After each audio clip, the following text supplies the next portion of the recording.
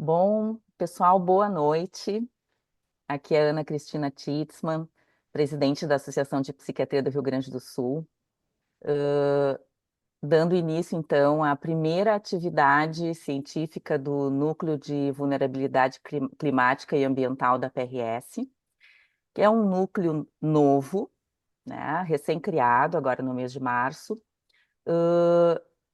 para dar conta, né, de uma necessidade que, a partir do ano passado, a partir da enchente aqui que assolou o nosso estado, a gente, eu particularmente, né, e a diretoria, achamos que seria muito importante a gente ter dentro da PRS um espaço, né, que congregasse pessoas interessadas e a criação de uma rede interinstitucional, né, para atividades de estudo, de pesquisa, de troca de conhecimento, de preparação, de prevenção e construção de resiliência, né, para situações envolvendo as mudanças climáticas, os desastres ambientais, né, visto tudo que a gente passou. E é um motivo de muito orgulho, assim, para mim, como presidente, poder estar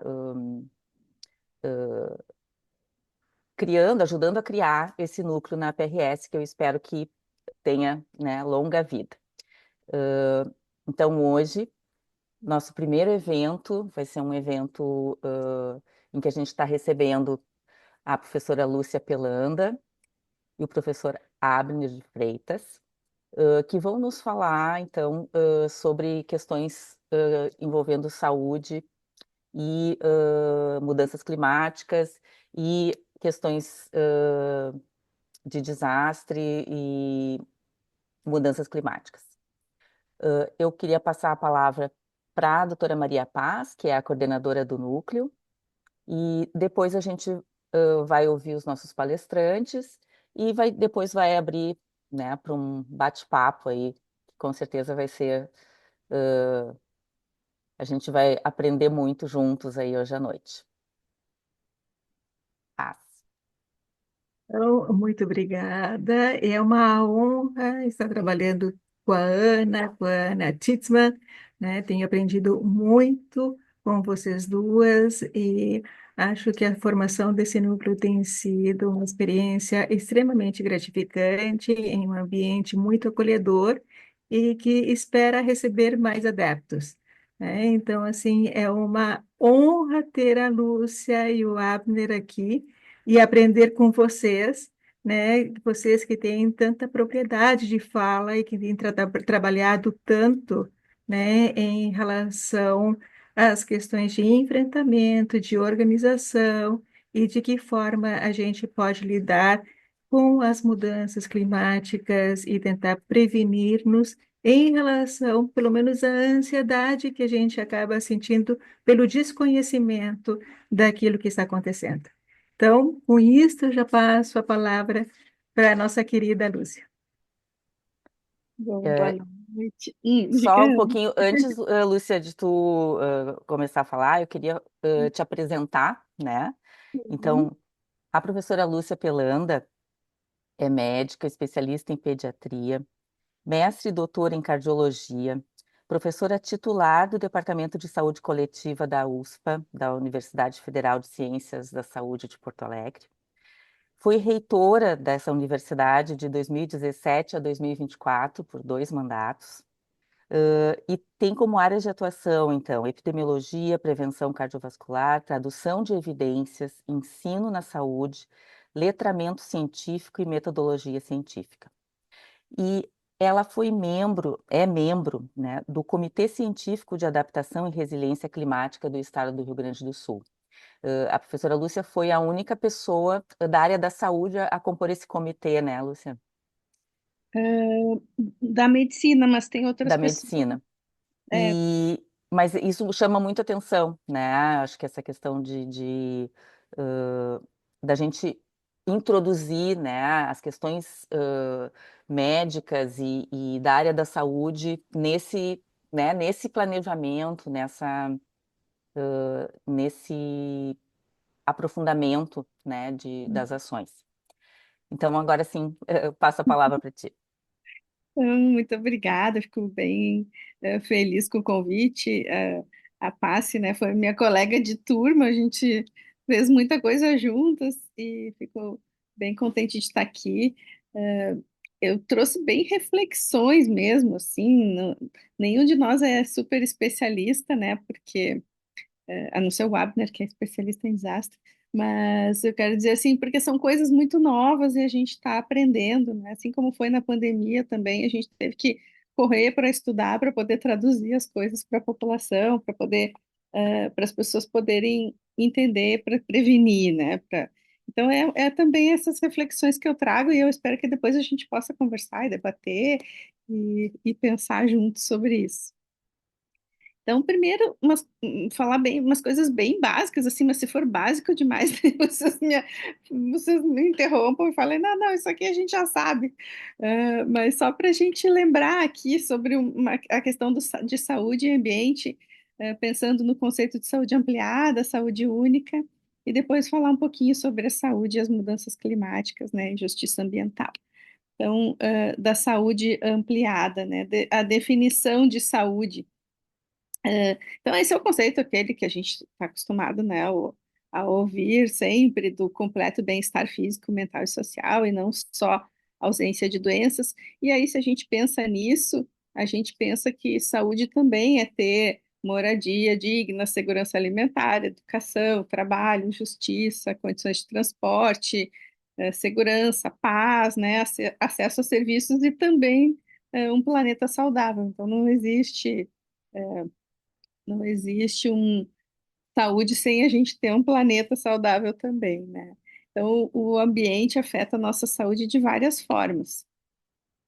Por exemplo, só para dar um exemplo super clássico da água, tanto com ingestão quanto contato com a pele, né, de água contaminada, falta de água, falta de rede de esgoto, alternativas adequadas, então vão acabar gerando doenças. E a clássica, né, o primeiro estudo epidemiológico, assim, clássico, foi feito pelo Jon Snow, não o do Game of Thrones, mas pelo epidemiologista Jon Snow, da cólera, né? Ele localizou os bairros onde havia maior número de casos de cólera e viu que eles estavam relacionados a uma fonte contaminada de água. Então, essa é a mais clássica, né? O ar, a poluição, a gente sabe que está associado às doenças respiratórias, isso todo mundo sabe, mas também as doenças cardiovasculares, né? Aumentam bastante o risco. E segundo a OMS, a poluição do ar causa cerca de 7 milhões de mortes por ano no mundo todo. Então, não é também um fator de risco desprezível, né? A terra e a alimentação têm uma íntima relação com a saúde. Por exemplo, disponibilidade de alimentos saudáveis na vizinhança, né? O estudo ELSA é um estudo que nos trouxe muitos insights interessantes, que é o estudo de longitudinal de saúde do adulto. Por exemplo, quando tem alimentos saudáveis na vizinhança, tem muito mais chance da gente consumir frutas e verduras. Então, simplesmente pela disponibilidade. Atividade física também é bem importante em relação à terra, né, o ambiente. Por exemplo, ter um traçado urbano legal, assim, que tenha lugares para caminhar, que tenha segurança, que tenha áreas verdes, faz com que a gente tenha menos hipertensão e menos obesidade, por exemplo. Então, morar perto de um parque, também no estudo ELSA, diminuiu em 12% o risco de hipertensão e em 49% de obesidade. Outra coisa que faz super bem é passear com o cachorro, né? Acho que faz bem para a saúde mental também. Aí tem a questão, botei assim em elementos, né? O fogo. A gente teve logo depois das enchentes, a gente teve aquele problema bem grave, né? Em todo o país das queimadas, dos grandes incêndios, da fumaça. E um fator novo, assim, que tem se falado muito, e a gente tem na UFSPA um grupo de pesquisa que se chama Larvas que Comem Plástico, que é a questão dos microplásticos, né? que já foram identificados no cérebro, no coração, no intestino. Então, esse projeto é bem interessante, é de uma pesquisadora, uma professora nossa, que descobriu umas larvas que comem plástico. Então, elas estão fazendo uma série de experimentos, né, para tentar. Isso é uma possível solução para essa questão da poluição com os microplásticos. Então, em suma, a OMS estima que 24% das mortes no mundo todo são relacionadas de alguma forma com o ambiente. Então, isso sobre a questão da saúde ampliada, né? E aí, por causa disso, se elaborou um conceito, começou a surgir, assim, crescer mais esse conceito da saúde única, de que a nossa saúde está ligada, à saúde do planeta, de todos os seres vivos, então a gente falaria numa uma só saúde, né? Saúde única ou uma só saúde. Seria uma cooperação no nível local até o nível global, de diferentes disciplinas, profissionais, instituições ou setores. Deixa eu ver se eu consigo tirar aqui a tela bem da minha frente.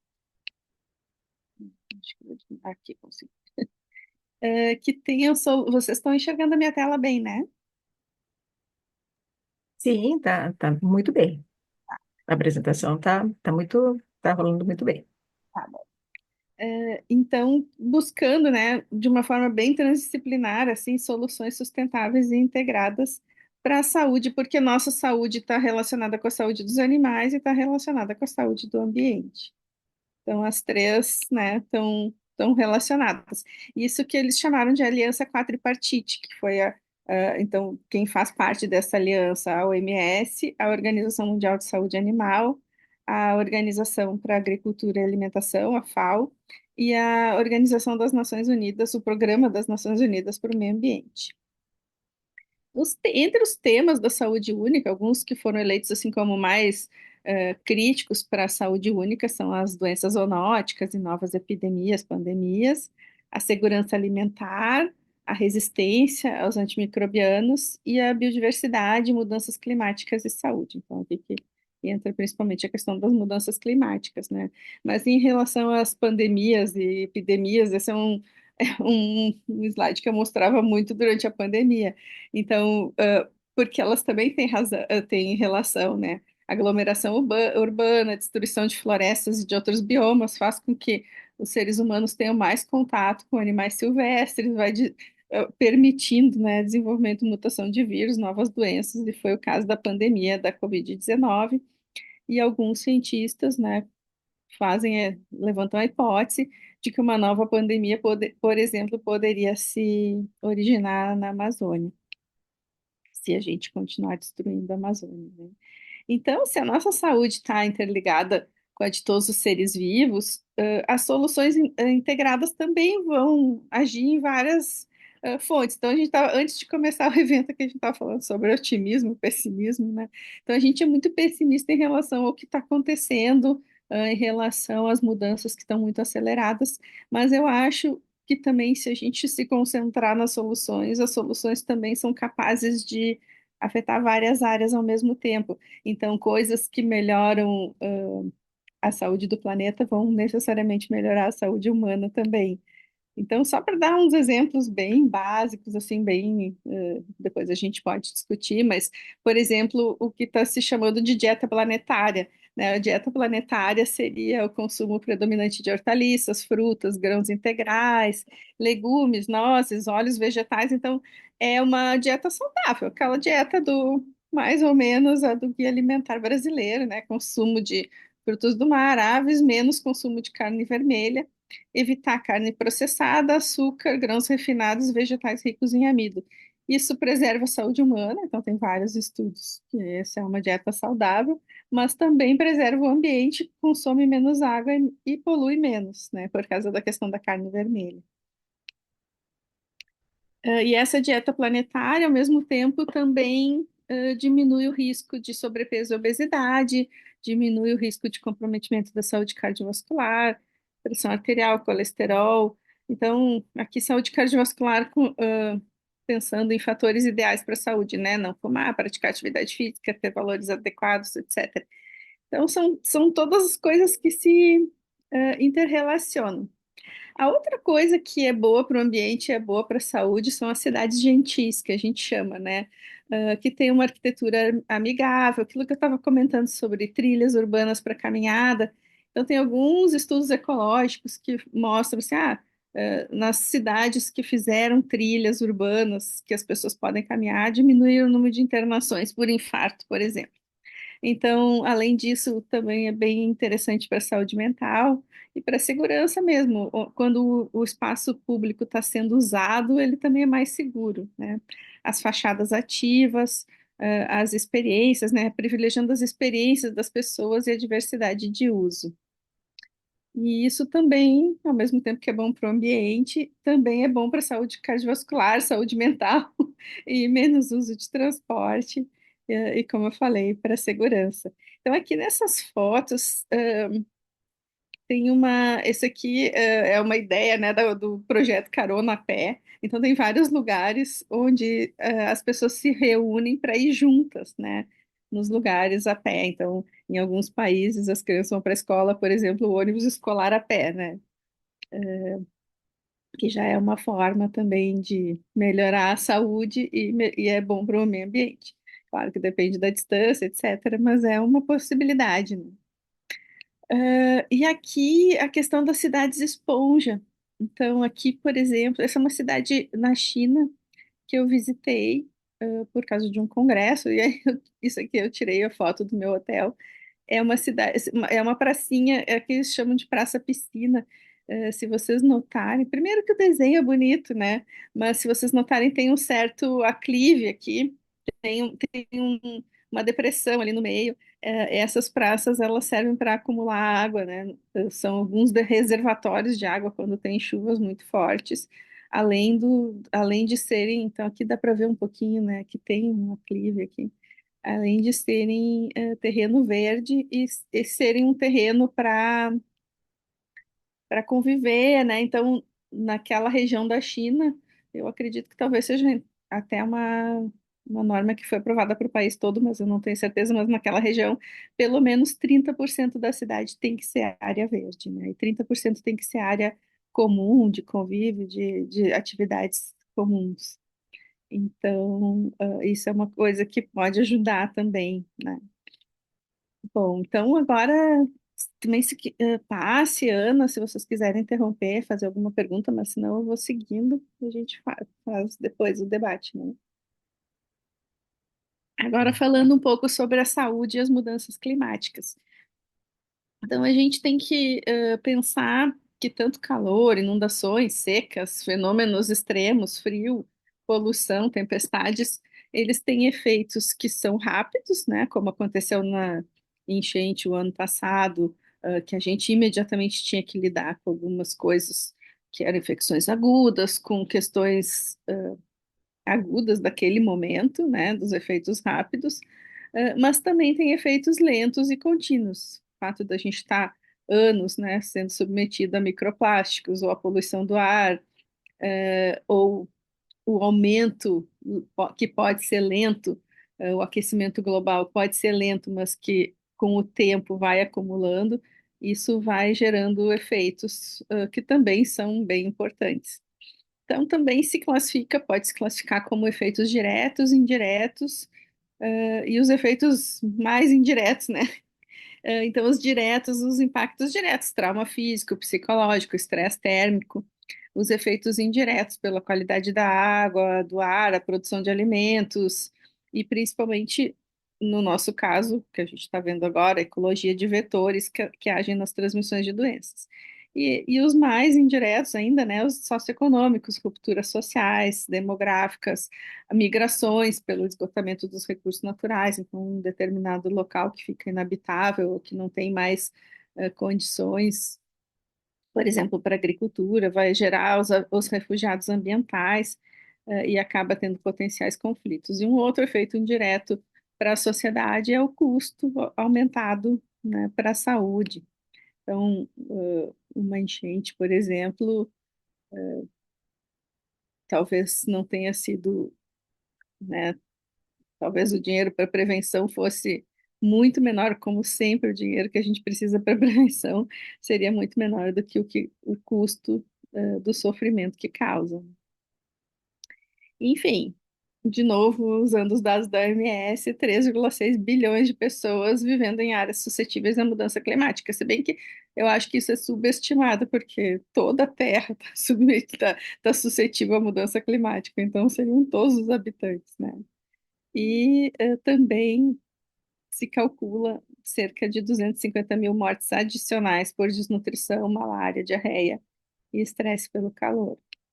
Então, os números são muito apavorantes, assim, né? De 12 a 25 bilhões de reais por ano em 2030 como custo adicional direto à saúde, sem falar de agricultura e saneamento, mas custo só do sistema de saúde. E isso sem calcular a carga de doença, né? Os anos perdidos por incapacidade.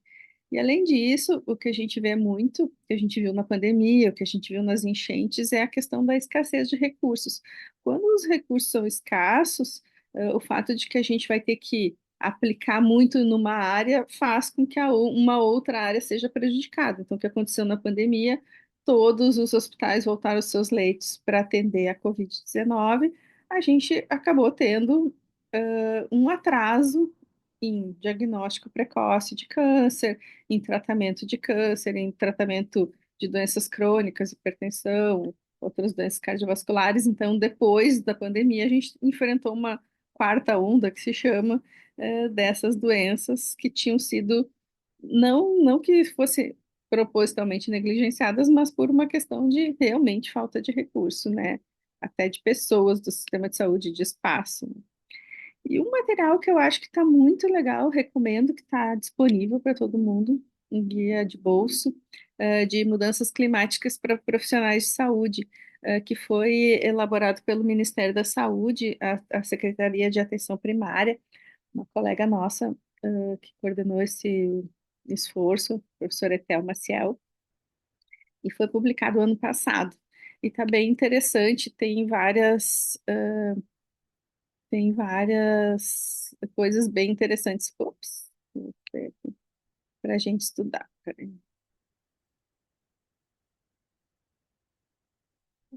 Então, aqui, né, esse aqui é um dos esquemas que tem no guia de bolso, então, as mudanças do clima, os fatores e os problemas de saúde que podem acarretar. Então, é mais para fazer a referência a esse material que eu acho que vale muito a pena consultar.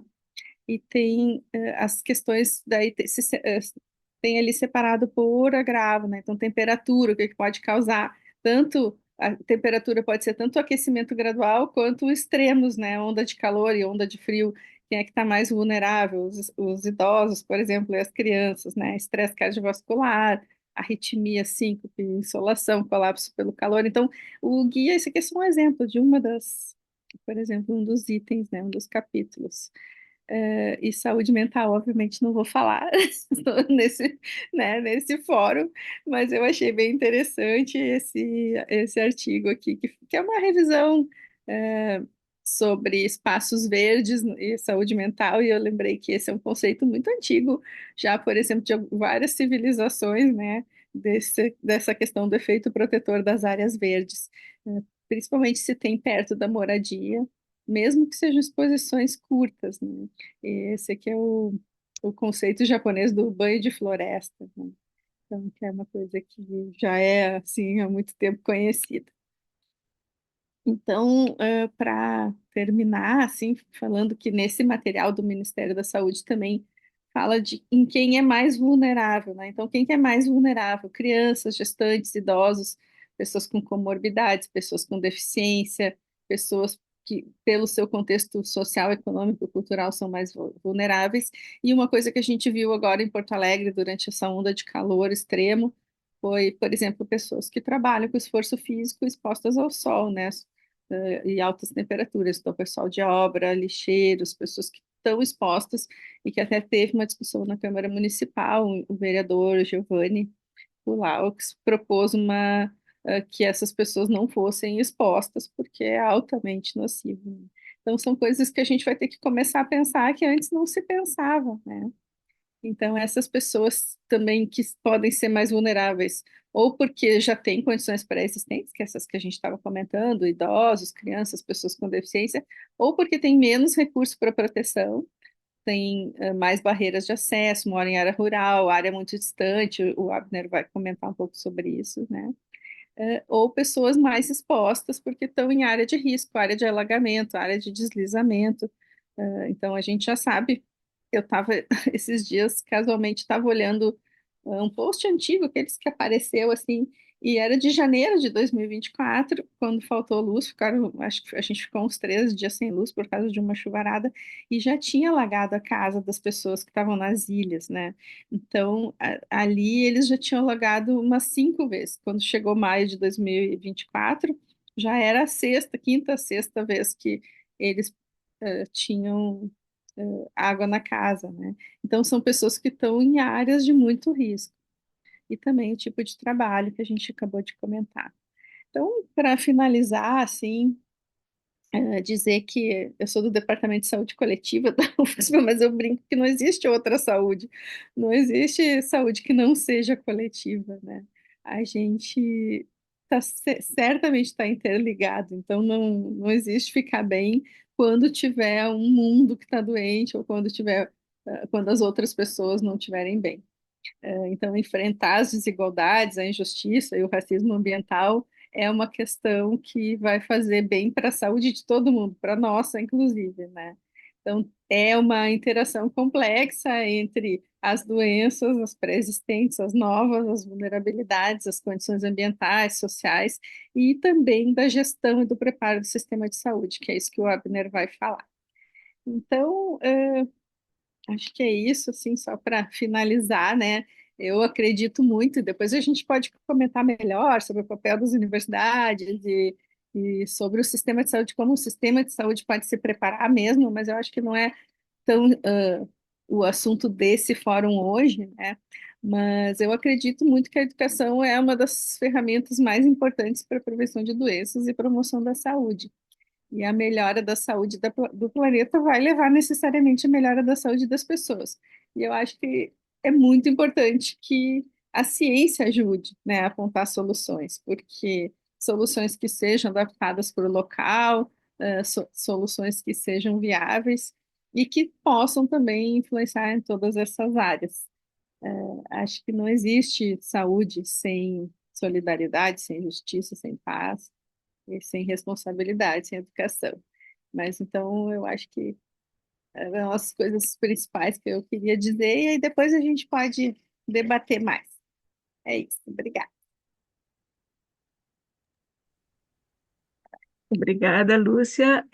Para quem está chegando, então, né, hoje nós vamos então ter a apresentação da professora Lúcia e do Abner, né? A Ana vai fazer as apresentações, então, Ana, acho que tu podes apresentar então o O nosso Abner. próximo palestrante.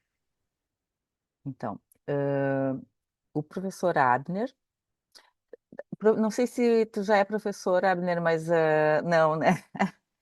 A gente tem o.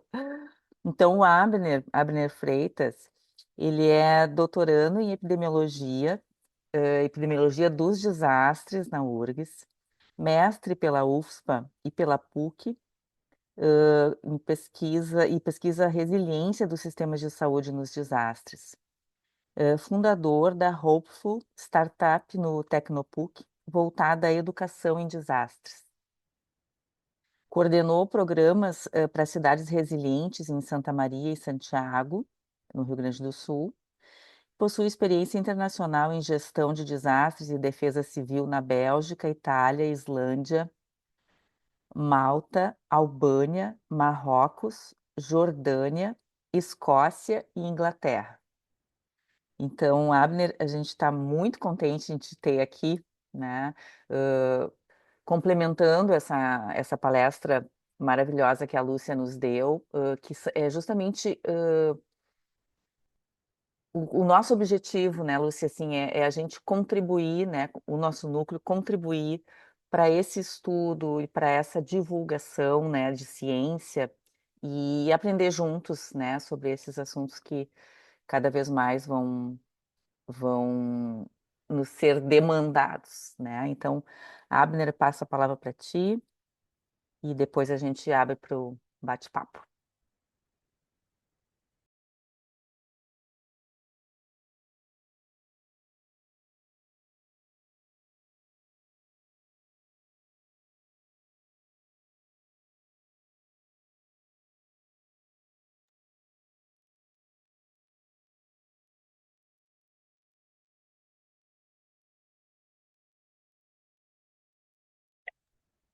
Estava aparecendo a Nós apresentação? estava a apresentação estava aparecendo. Uhum.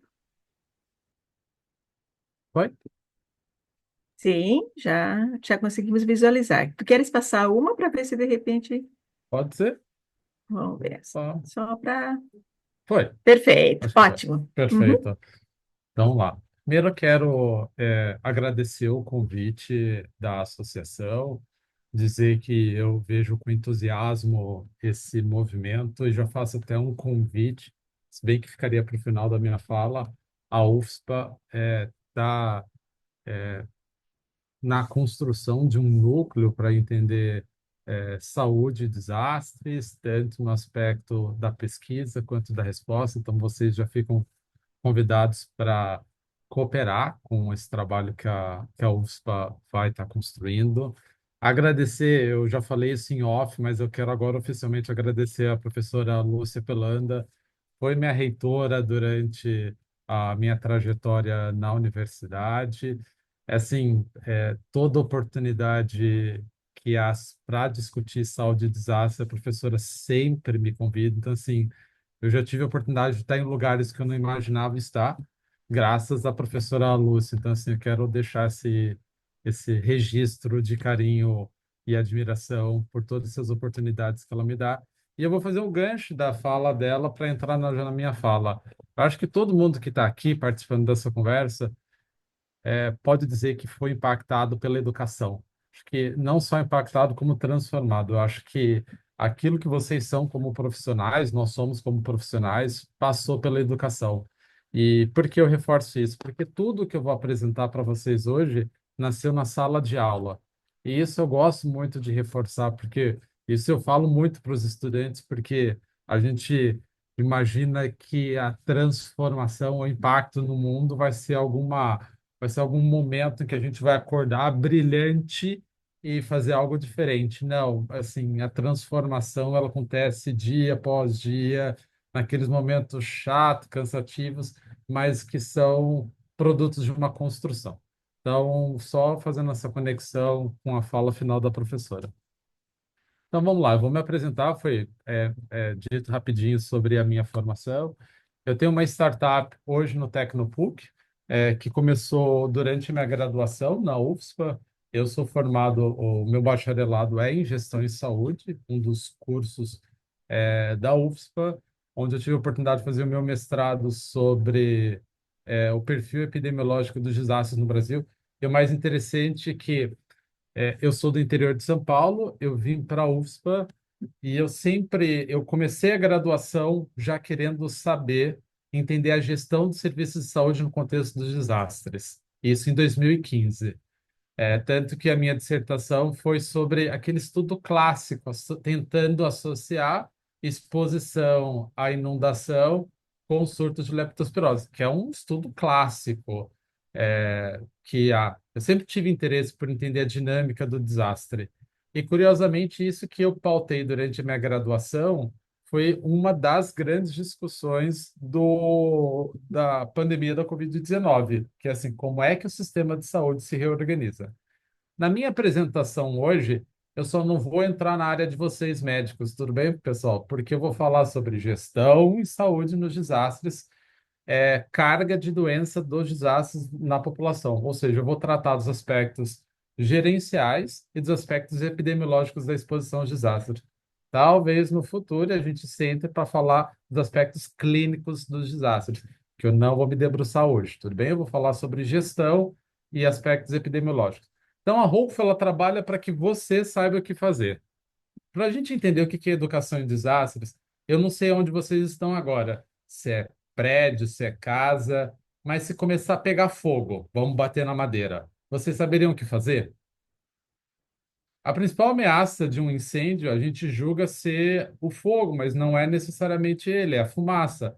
Ele vai reduzir tua visibilidade, tu vai inalar uma fumaça com uma temperatura que vai queimar tuas vias aéreas e tu vai ter dificuldade de se movimentar porque tu vai diminuir a tua oxigenação. Então, nesse momento, para tu abandonar o local, tu tem que ir rastejando. O meu trabalho com educação em desastres é para que a melhor informação, baseada em evidência científica, chegue a quem está lá na ponta. Esse é o meu trabalho. Tudo que eu vou falar daqui até o final da minha apresentação é isso, tudo bem? Então, dentro desse aspecto, como eu mencionei, eu estou no Tecnopuc, com essa startup. A gente trabalha, então, com simulado, porque simulado é o momento de validação do que a gente coloca no plano de contingência. Eu fui responsável pela atualização do plano de contingência de Santa Maria. Santa Maria é o único município do Brasil que tem protocolo para todas as categorias de desastres, inclusive atividade vulcânica. Claro, a gente não vai falar aqui, mas eu vou deixar essa provocação para as perguntas, tudo bem? A gente tem cooperação, como já foi mencionado, com a Defesa Civil da Itália, que eu estou participando de um treinamento numa escola para terremoto. A gente já participou de atividades da Defesa Civil de Roma para entender como é que eles fazem, construíram um plano de contingência deles. E esse ano eu tive a oportunidade de apresentar o case do Rio Grande do Sul e o trabalho da Hopeful na Universidade de Cambridge, no Centro de Riscos Existenciais. Porque ali na minha apresentação inicial foi mencionado diversos países que eu já tive a oportunidade de conhecer áreas de risco, trabalho de defesa civil. Por que eu faço isso? Eu quero responder uma pergunta que é muito interessante. O quanto, e vocês como psiquiatras vão adorar essa pergunta que eu vou colocar agora, o quanto da nossa resposta é natural ou cultural? Que eu estou querendo dizer com isso? Ser natural, independente do ser humano, da época, do país, a resposta vai ser a mesma. Se é cultural, quer dizer que no Brasil se faz de uma forma e na China se faz de outra forma. Então, quando eu visito esses países, eu quero falar assim, poxa, diante dessa ameaça, como é que eles respondem a essa situação? E eu já tive a oportunidade de ver coisas interessantes, coisas que vão mostrar, não, isso é do ser humano, em qualquer lugar ele vai agir dessa forma, ou não, fala assim, não, aqui nesse país se faz dessa forma, no Brasil se faz outra. E tem um livro muito bom que eu posso depois passar para vocês, que é sobre transculturalidade dos desastres, que ele vai dizer algo que rompe um pouco com o senso comum nosso, que ele vai falar o seguinte, que gestão de desastre no Japão, a gente nunca vai poder recortar e fazer um copia e cola no Brasil. Isso é interessante, baseado no que esses autores colocam, porque a gente sempre vai dizer que a falha que nós cometemos é um reflexo daquilo que nós não alcançamos e outros países alcançaram. Então, tem questões bem interessantes aí, eu não vou me aprofundar aqui. O que eu quero destacar com vocês? Começar no contexto. Dois documentos eles são fundamentais para a gente colocar o contexto. O primeiro é do Instituto de Política Estratégica da Austrália, que vai dizer o seguinte: nós entramos na era dos desastres. Esse documento é de 2019. O que esse documento ele vai dizer? Olha, à medida que a gente vai tendo um aumento no aquecimento do planeta, nos níveis da era pré-industrial, a gente vai entrar numa chamada era dos desastres. Abner, qual que é a implicação de eu falar de era? Se vocês pegarem o discurso e as políticas públicas que foram adotadas após Vale do Taquari, setembro de 2023, nós ouvíamos dos políticos o seguinte: nós vamos reconstruir. O que é a lógica do reconstruir? Se eu tenho uma casa no beiro do rio, ela foi destruída, o que eu vou fazer? Eu vou reconstruir essa casa onde?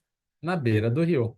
Quando a gente pensa que a gente entrou numa era dos desastres, a gente não vai olhar para 2024 como um evento único. A gente vai entender que 2024 faz parte de outros eventos que estão chegando. E aí a pergunta para vocês é: se nessa próxima semana nós tivermos a exposição ao mesmo evento que nós tivemos no ano passado, nós teremos uma resposta diferente ou igual? no meu argumento, que depois no debate eu posso aprofundar com vocês, a resposta vai ser igual. E aí eu posso dizer quais são os parâmetros que eu observo para dizer que eu não identifiquei as mudanças necessárias. Aí alguém pode dizer o seguinte: poxa, Abner, esse tema de mudanças climáticas é tema da Greta, tema de ambientalista. Não é bem assim. No mesmo ano, o Departamento de Defesa dos Estados Unidos, enquanto o governo Trump negava as mudanças climáticas, o Departamento de Defesa publicava um relatório chamando a atenção do quanto as mudanças climáticas representavam uma ameaça à infraestrutura militar. Parou, gente. Vocês entenderam o que eu estou falando? Eu não estou apresentando um documento do Greenpeace. Eu não estou apresentando um documento de um convertido. Eu estou apresentando um documento de política estratégica militar. Então, assim, hoje quem nega mudanças climáticas está num delírio, assim, que eu não consigo nem explicar, porque hoje quem trata com responsabilidade vê as mudanças climáticas como uma ameaça real. Vocês provavelmente vão ficar bravos comigo, tudo bem? Mas eu vou entender se vocês ficarem, terem esse sentimento por mim. Não gostaria, mas vamos lá. A professora Lúcia trouxe uma fala, não me lembro se foi em off ou já durante a fala dela, sobre o quanto os desastres eles são uma ciência nova para outras ciências. O que que eu estou querendo dizer com isso? Infelizmente não, mas desde tudo que foi ocorrendo a partir de 2023 no Vale do Taquari, a gente foi cunhando algumas expressões que elas não são adequadas tecnicamente. Então, por exemplo, desastre climático, não existe isso. Existe desastre no contexto das mudanças climáticas. Depois eu explico isso. Essa expressão que a gente também cunhou, a imprensa, de enchente. Outro que vocês vão bater em mim, mas não existe enchente. Enchente é um coloquialismo para inundação, alagamento e enxurrada. Desastre ambiental, por favor, eu sei que é uma indelicadeza da minha parte, vocês vão deletar, vão me excluir da participação. Mas desastre ambiental também é um termo que não existe. Existe desastre com dano ambiental. Então, eu vou organizar junto com vocês esses conceitos que eu acho que eles são fundamentais. Eu vou apresentar conceitualmente 4 definições de desastres. E aí eu vou explicar para vocês o porquê eu, como pesquisador, adoto um e não adoto outro. Tudo bem? O primeiro e principal é o conceito de Antônio de Castro, de 98, que faz parte ainda hoje da Política Nacional de Defesa Civil, que ele vai dizer o seguinte: desastre, vamos pensar em 3 variáveis, tudo bem?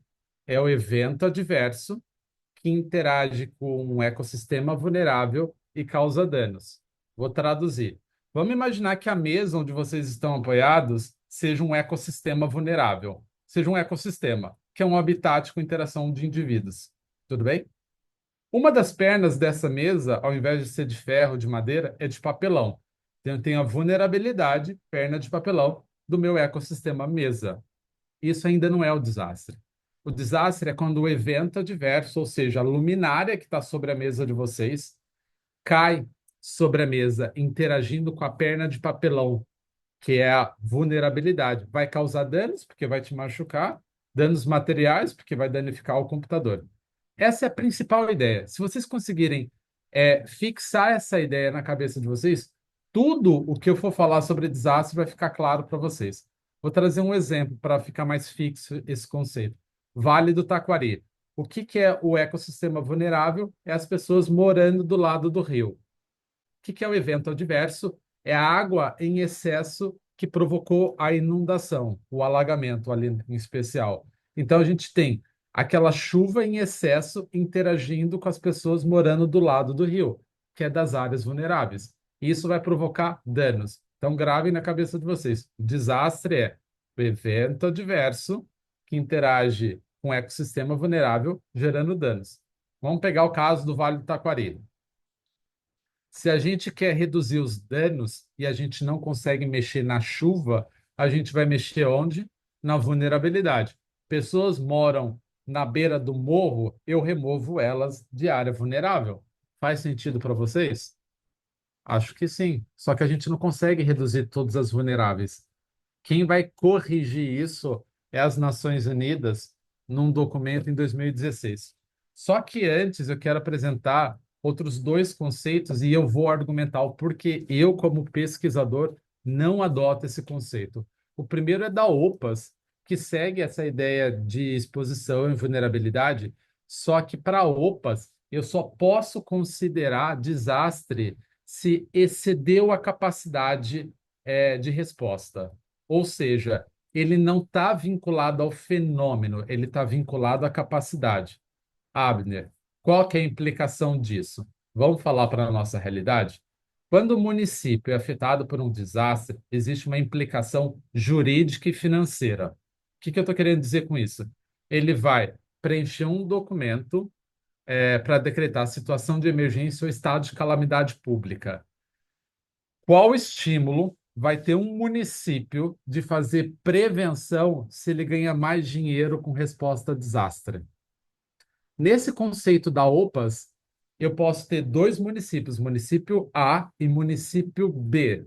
Ambos são expostos ao mesmo evento adverso, só que se o município A teve capacidade de resposta e o município B não teve capacidade de resposta, para a definição da OPAS, A recebe recurso, ou seja, reconhece desastre, e B não reconhece desastres.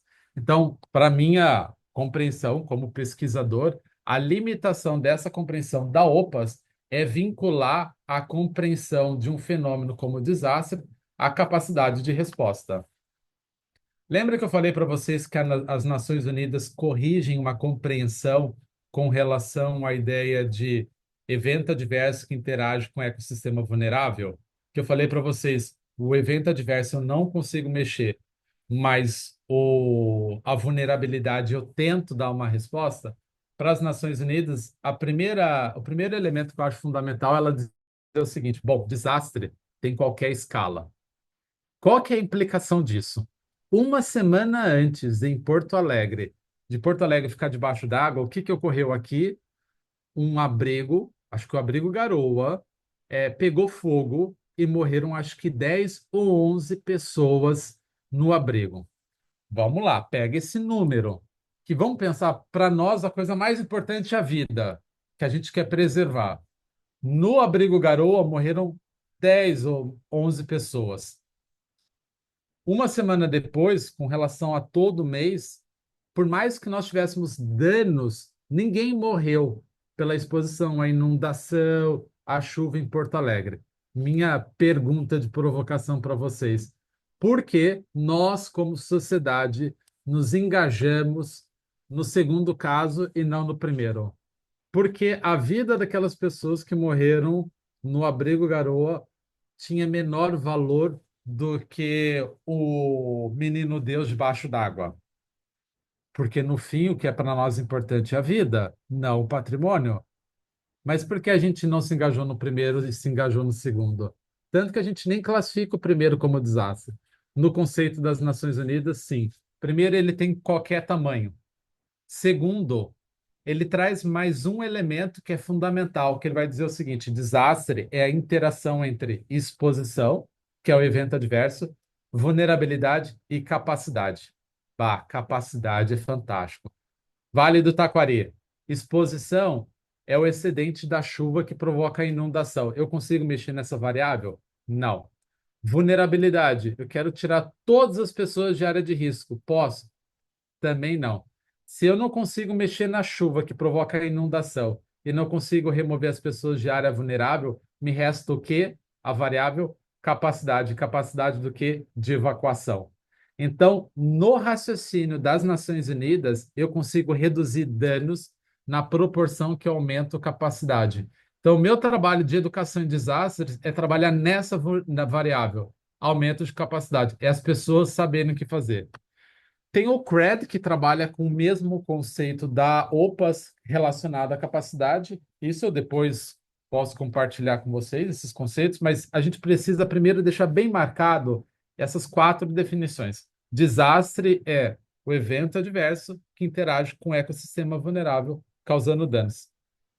Agora é o momento que vocês vão ficar bem tristes, porque é o seguinte, eu vou mostrar para vocês tudo o que é classificado como desastre.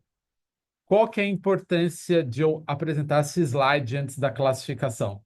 O que eu vou falar para vocês quando eu virei e falei, olha, gente, enchente não existe. Olha, pessoal, desastre climático, como estão falando, não existe. Eu estou tirando isso da onde? Estou tirando baseado nessa documentação. Em 2009, foi publicado esse documento de classificação de desastres. Em 2012, o Brasil assinou que esse documento do meio, uma instrução normativa dizendo que toda toda classificação do CRED, que é desse primeiro, que é o CID de vocês, o CID 11 de vocês. Ele falou toda classificação de desastre do CRED, o Brasil vai adotar nesse terceiro documento, que é chamado Tabela COBRAD. Então, assim, tudo o que eu vou dizer para vocês que é desastre, não é porque o Abner acha, é porque a gente tem uma instrução normativa regulando o que nós chamamos de desastre, o que a gente não chama de desastres.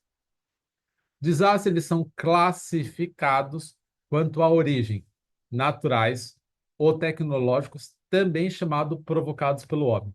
Dentro dos desastres tecnológicos, dos desastres de origem natural, nós temos 6 grupos. O primeiro são os geológicos, atividade vulcânica.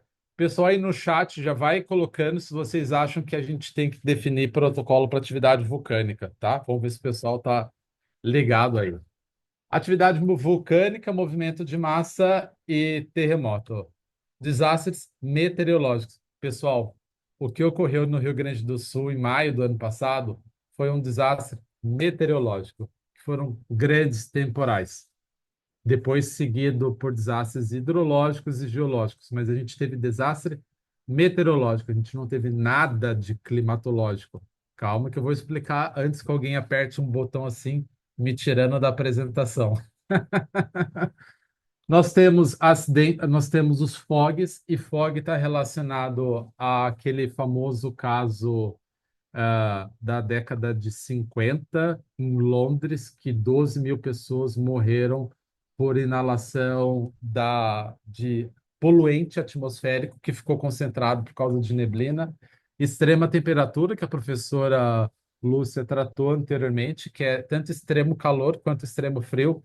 Eu me lembro que em 2018, quando eu palestrava, eu normalmente apresentava casos da Europa, do Canadá. Hoje, vocês como médicos, médicas, é fundamental a gente entender que tem pessoas tendo AVC porque naquela semana está fazendo 40 graus, 45 graus. Hoje a gente tem como a gente precisa documentar que tem pessoas morrendo por extrema temperatura.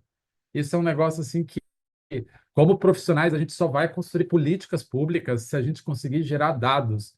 Mas hoje a gente ainda não associa a condição ambiental ao óbito do paciente.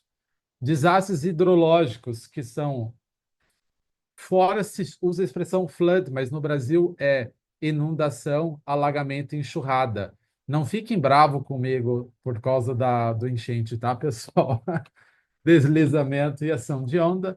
Aí sim, desastre climatológico, não desastre climático. Não teve nada a ver com maio do ano passado, que foi seca, formação dos lagos glaciais e incêndio florestal. Vamos se lembrar de final de 2019 na Austrália, todo mundo publicando foto de koala queimado.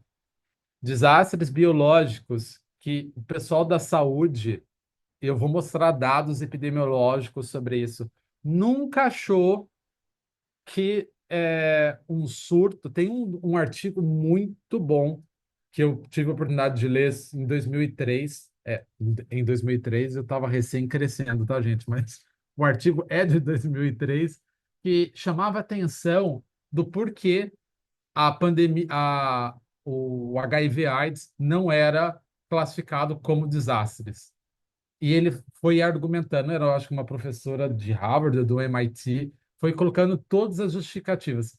Nós temos a quinta categoria, a gente falou dos geológicos, meteorológicos, hidrológicos, climatológicos, biológicos. A gente tem as epidemias, infestação de insetos, Vamos lembrar o início de 2020 com a nuvem de gafanhotos. Eu brinco que 2020 foi o anexo do apocalipse, porque tudo começou a partir de 2020 e acidentes com animais. O próximo, aí sim, eles vão falar assim: convidar uma pessoa louca para essa conversa, que são os desastres extraterrestres. Aí alguém pode dizer assim: ah, o Abner passou do limite. Não, a gente tem colisão de corpos celestes e clima espacial. Um impacto muito claro. Para a gente só saber, houve uma chuva de meteoros em maio do ano passado em Santa Maria, tá, pessoal? Só para dar contexto para vocês.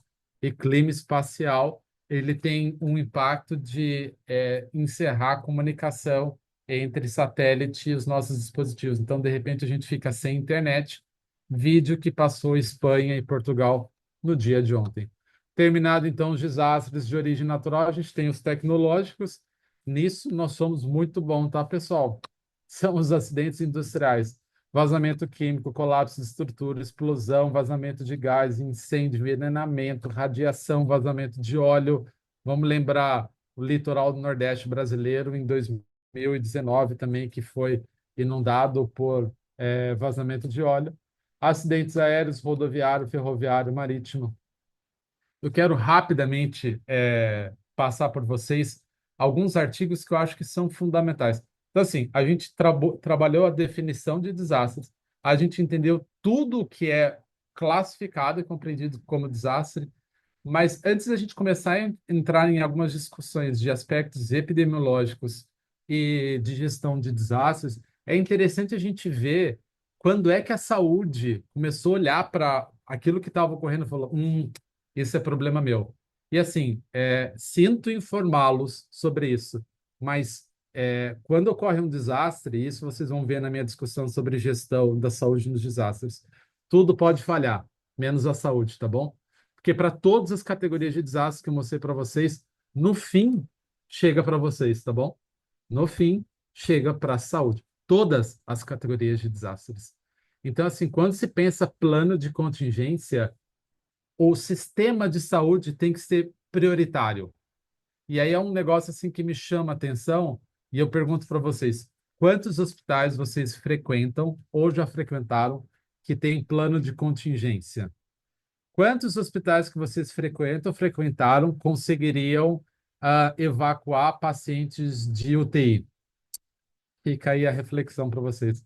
Rapidinho sobre o pensamento sobre desastres. Então, esse artigo de 1896 fala sobre a atuação de um médico que ele atua no resgate. Esse, assim, tira 1915, tá, pessoal? Eu vou ler, vamos ver se serve para 2025. Na tempestade que atingiu essa cidade na semana passada, uma família perdeu 5 e outros 6 de seus membros. A cidade ficou chocada com essas tragédias e nos próximos anos, muitos cidadãos verão com apreensão todos os sinais de uma tempestade que se aproxima. Algo diferente de 2025 foi publicado na American Public Health Association em 1915. Nomeou um comitê de administração, instituiu relatórios diários dos hospitais, ordenou inspeção pessoal diária de todos os hospitais e postos de curativos, providenciou para que um oficial assumisse a responsabilidade pelas estatísticas obtidas nos relatórios hospitalares. Algo diferente do que a gente faz hoje na gestão, durante episódios de desastre. Isso foi publicado em 1918. Isso daqui é para vocês, tá bom? Os problemas médicos de saúde pública não se limitam ao período de emergência. Publicado em 1930 na American Public Health Association. Vamos falar o português, claro? O que a gente tem hoje de política estabelecida para atendimento de médio e longo prazo à população exposta a desastres? No caso de vocês em saúde mental. Fica aí. Eu só vou dar uma avançada com relação à hora, mas vale a reflexão, assim, o quanto, se nós buscarmos na bibliografia, o quanto profissionais que nos precederam se debruçaram sobre o tema e nós não conseguimos avançar na superação de paradigmas. É assim, é apavorante quando a gente vê essa situação. Eu vou trazer agora, feito esse breve destaque sobre a história do pensamento de saúde e desastres, eu só vou apresentar o meu artigo do mestrado, que foi defendido na UFSPA sobre carga de doença dos desastres no Brasil. Posso arriscar com as professoras que estão presentes assim, qual é os desastres que têm maior dano à saúde da população? Quer arriscar, doutora Maria, doutora Ana, doutora Lúcia? Querem arriscar qual que é o desastre que causa mais danos à saúde da população brasileira? Dentro das categorias que eu apresentei? Querem arriscar? Eu não vale porque eu já vi eu já vi. Ah, é verdade. Doutora Maria, doutora Ana, querem arriscar? Não, Principalmente. eu não me atrevo a arriscar depois de tudo isso, dessas informações que tu está dando, sem risco. Não, eu brinco porque eu acho importante, e vocês são profissionais de saúde, vocês sabem disso, o quanto é importante estudo de carga de doença para nos esclarecer como um fator tem impactado a saúde da população. Então, esse estudo foi publicado em 2023, junto com a minha orientadora, a professora Ana Gorini, da UFSPA, e a professora da URGS, a professora Regina Witt, sobre a carga de doença dos desastres de origem natural e tecnológica no Brasil de 2013 a 2021. Foi o primeiro estudo brasileiro que avaliou todas as categorias de desastres, que há um vício acadêmico na área da saúde e desastres de olhar só para desastres de origem natural, em especial desastres hidrológicos, meteorológicos e geológicos. Não olham para outras categorias de desastres. Então, só para vocês verem rapidinho, em termos de contagem absoluta, desastres de origem natural, eles são prevalentes, o número é absurdo. Claro, tem um viés com relação aos dados, que depois eu posso tratar com vocês. Só um aspecto curioso aqui, a partir de 2020, 2021, por que os desastres de origem natural triplicam a ocorrência? É que é o seguinte, até então, a saúde não conversava com a Defesa Civil. É a Defesa Civil que decreta a situação de emergência. Aí, durante a pandemia, a Secretaria Municipal e Estadual de Saúde precisou fazer a decretação de situação de emergência, estado de calamidade pública. De repente, eles atravessaram a rua e foram conversar com a Defesa Civil e falaram assim: Ei, Defesa Civil, olha aí na tua tabela Cobrade, tem uma categoria que vocês podem utilizar para decretar. Qual que é o quanto isso é preocupante? A gente não conseguir entender o quanto os desastres têm realmente afetado a saúde da população. Os estudos, óbvio, mostraram que os desastres biológicos, em termos de danos humanos, em termos de valor absoluto, foram os que mais causaram danos à saúde da população. E aí eu chamo a atenção por um paradoxo de engajamento, que é o seguinte: as pessoas na sociedade se engajaram menos quanto à pandemia, porque as pessoas que morriam, morriam dentro dos hospitais. Elas não viam os mortos. Diferente das inundações que ocorreram, porque eu morava no Menino Deus e o Menino Deus ficou debaixo d'água. Desastre gera engajamento no momento em que ele interrompe a atividade do meu cotidiano. Olha o que eu estou falando. Porque as inundações sempre afetaram a região das ilhas em Porto Alegre. Sempre afetaram. Por que eu não me engajei antes? É porque no momento em que o meu bairro fica sem água, a minha casa fica sem energia, eu passo a entender aquilo como um problema meu. Então, em termos de valores absolutos, é claro, os desastres biológicos são os que mais causam danos, mas curiosamente, como um bom exercício epidemiológico, a gente fez um cálculo de taxa de letalidade. E o que os dados mostraram? Que são os deslizamentos, são os que mais matam no Brasil. Aqui os dados mostram que no Brasil, a cada 10 pessoas expostas a um deslizamento, 7 vão morrer. Na região sudeste, isso vai para 9. E aí, como é que eu penso uma estratégia de política pública? Porque a população vulnerável que eu coloquei no morro é a mais suscetível a morrer com relação a essa categoria de desastre. Já estou indo para a finaleira. Eu trouxe o aspecto da história do pensamento dos desastres, aspectos epidemiológicos dos desastres. Eu vou fechar minha fala bem rápido sobre a gestão do sistema de saúde. Pessoal, quem pensou o SUS lá na década de 80, juntem a mão e agradeçam, porque esse modelo em rede é o que está salvando o nosso sistema. Existe um autor chamado Zong, que assim, ele teoricamente é o pai da discussão sobre resiliência da saúde, resiliência hospitalar em desastres. E ele vai dizer o seguinte, ele vai dizer que que é a resiliência dos hospitais? É a capacidade de resistir, absorver e responder a desastres. Vocês podem esquecer tudo que eu vou dizer agora, tudo bem? Só não esqueçam de uma coisa, sobre a resiliência do sistema de saúde no desastre. O que o sistema de saúde, no contexto do desastre, tem que garantir? A continuidade da assistência. Olha o que eu estou falando.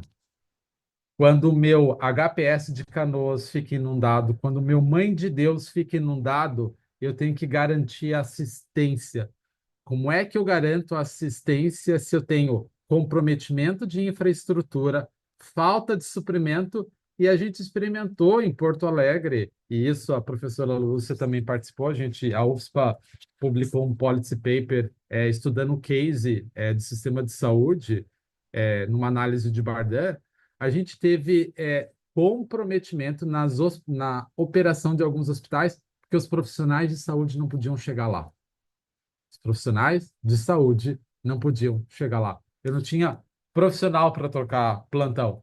Então, a discussão sobre o sistema de saúde e o mais interessante dela, da nossa rede ser, o sistema de saúde ser organizado na rede de atenção primária, secundária e terciária, é porque essa rede ela se movimenta. É uma rede viva. Dá um exemplo para vocês entenderem de como essa rede é viva. Incêndio na Boate Kiss. Eu precisava de leito no nível terciário. O que a gente fez? Pegou o paciente menos grave, mandou para onde? Para a UPA. Da UPA, a gente depois fez o pessoal ser atendido ali na atenção primária. Então, a rede de saúde, ela é viva em termos de se reorganizar e promover uma adaptação para suportar a exposição aos desastres. Então, tem outros autores que vão fazendo a discussão aqui sobre a resiliência do sistema de saúde. Eu não vou me prolongar, eu já passei da hora, mas só para chamar a atenção que o sistema de saúde, tal como ele é construído hoje no SUS, ele permite a gente suportar a exposição a desastres. O SUS, o sistema de saúde, ele, é, ele sofre de duas formas no contexto do desastre. O primeiro, que eu chamo de progressão aritmética, que é um incêndio da Boate Kiss, um colapso de estrutura, que é num curto intervalo de tempo eu vou ter uma demanda abrupta, que foi, por exemplo, eu precisar de leito em Santa Maria e precisar regular paciente para a rede de urgência e emergência de Porto Alegre. É num curto período de tempo, eu preciso de muita gente. Só que a gente tem depois a pandemia da Covid-19, que vai mostrar que, ao longo do tempo, eu tenho um crescimento exponencial que vai colapsando o sistema. E para encerrar, vou deixar para vocês o primeiro sinal de colapso do sistema é quando eu começo a converter recurso. Exemplo, é quando eu tenho um cardiologista atendendo paciente da pandemia. É quando eu tenho um leito de enfermaria virando leito de UTI. Esse é o primeiro sinal que o sistema está colapsando. Pessoal, eu peço desculpas. Acho que me estendi um pouco, mas eu quis trazer pontos que eu julgava importantes para a nossa discussão. Obrigado, pessoal. Abner, muito obrigada. Assim, eu acho que foi uma tentativa de nos alfabetizar, né, em relação a muitas questões. E eu queria só devolver duas perguntas que eu acho que são super importantes, assim, que vocês dois lançaram, né?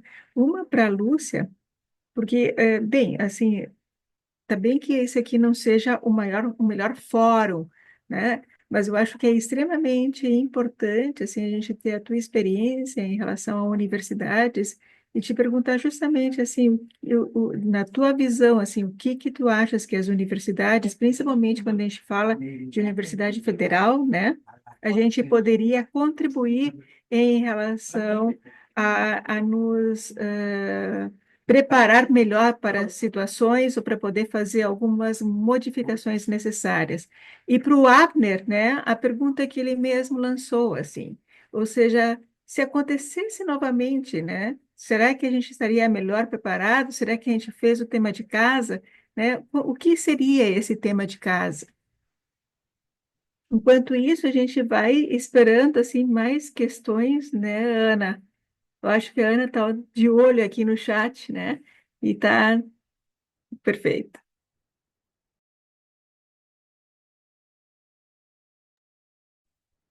A Ana Esfogia está de olho no chat, né? Joia. Eu queria agradecer, na verdade, essa aula do Abner foi uma surpresa para nós, né? Eu acho que, e foi uma surpresa muito positiva, viu, Abner? Eu acho que tu não nos deixa tristes ou pessimistas. Acho que tu nos traz informação da qual a gente está necessitando, né? E isso, a mim, pelo menos, me deixa mais tranquila, no sentido assim, bom, tem alguém que está pesquisando isso, que está trazendo essa informação, que, né, me dá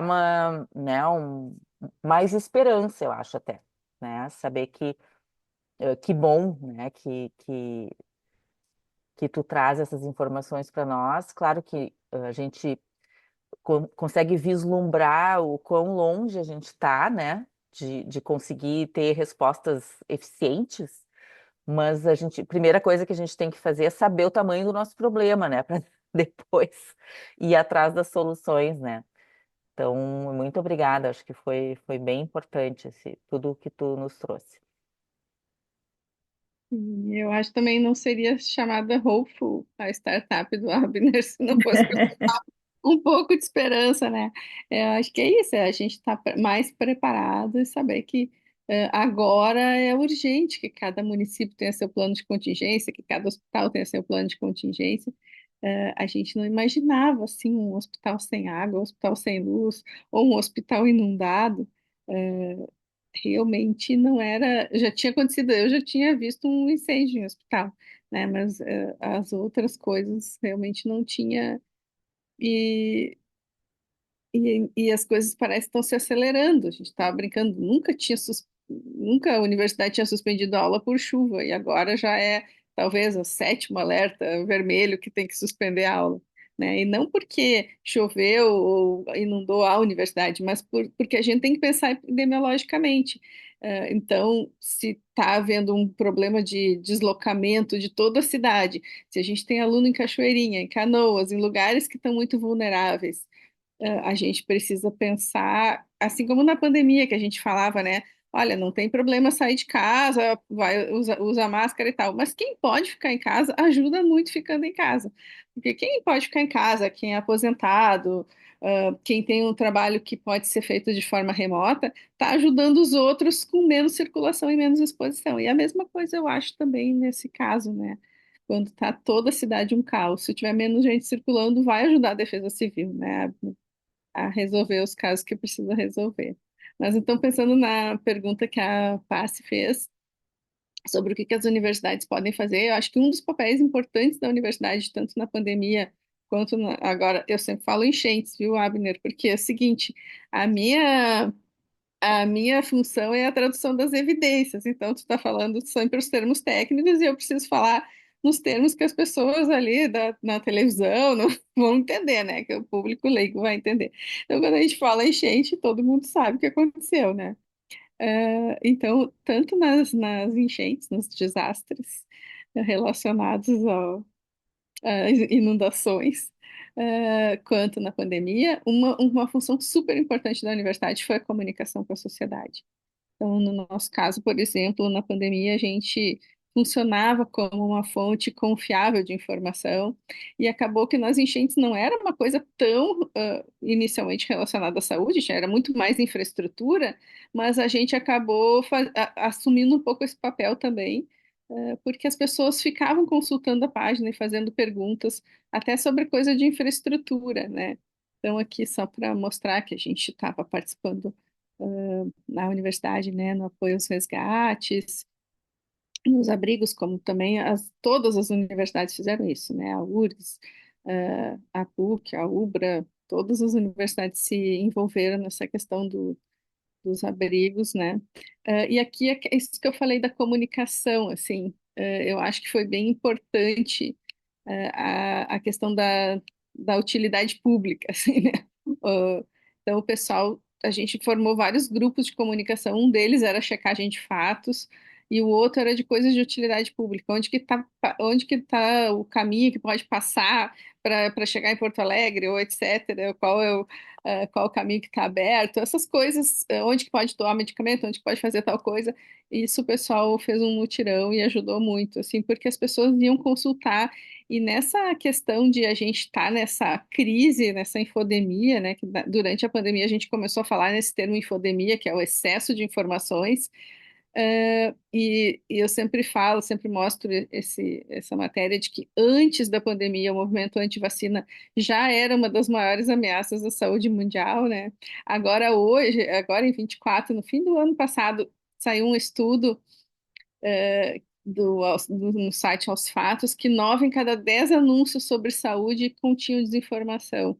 Então, acho que um papel importante da universidade é a gente fornecer informação, né, embasada, ser uma fonte confiável de informação e combater a desinformação.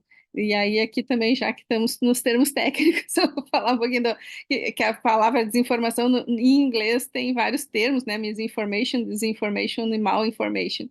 E o misinformation seria sem intenção, compartilhar uma notícia falsa, mas sem intenção de causar dano.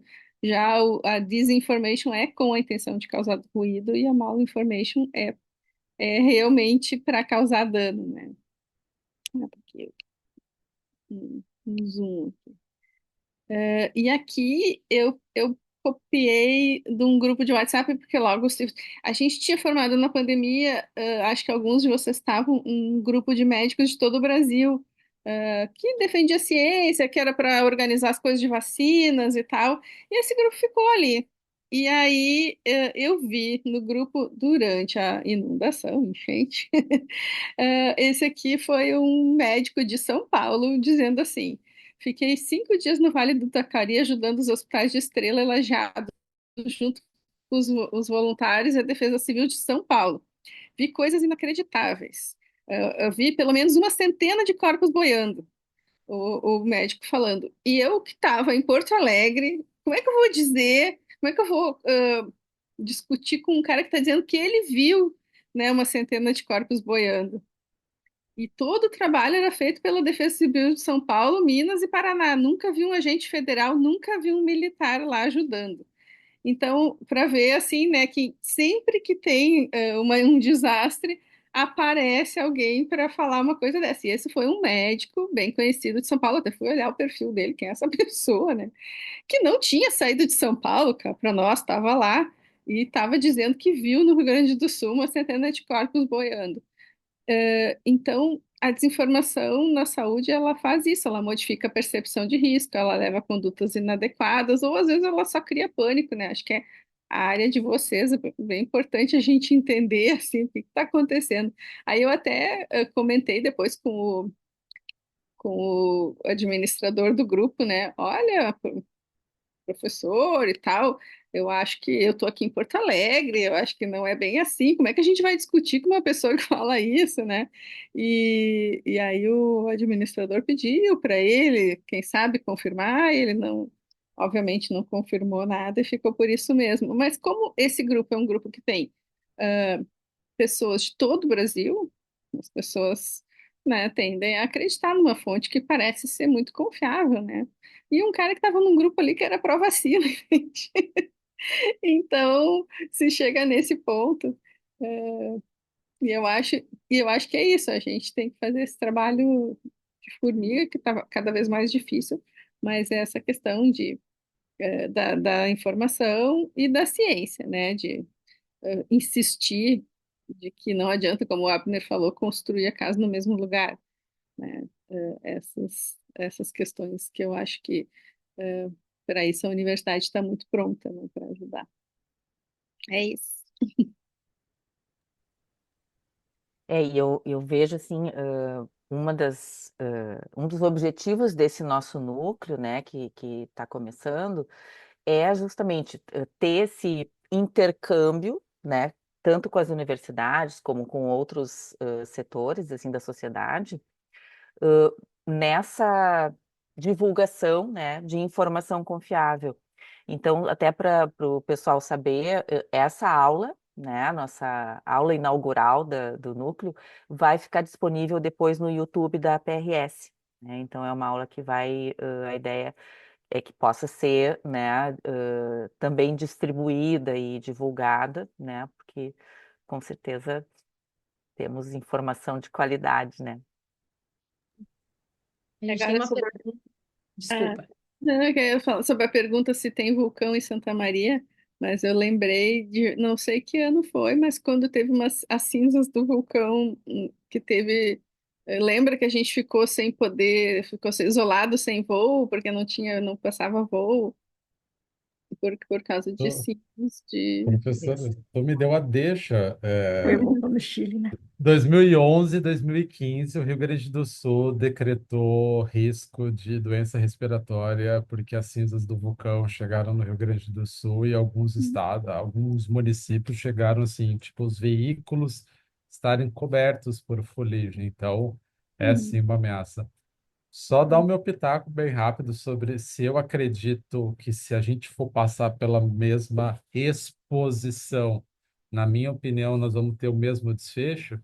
Com certeza. Isso eu não tenho dúvida. Sabe por quê? Porque a gente está fazendo investimento no lugar errado. Nós, como sociedade, a gente tem uma miopia, porque assim, ó, toda a nossa ação está dentro de uma economia, porque não existe recursos infinitos. Os recursos são limitados, tudo bem? São limitados.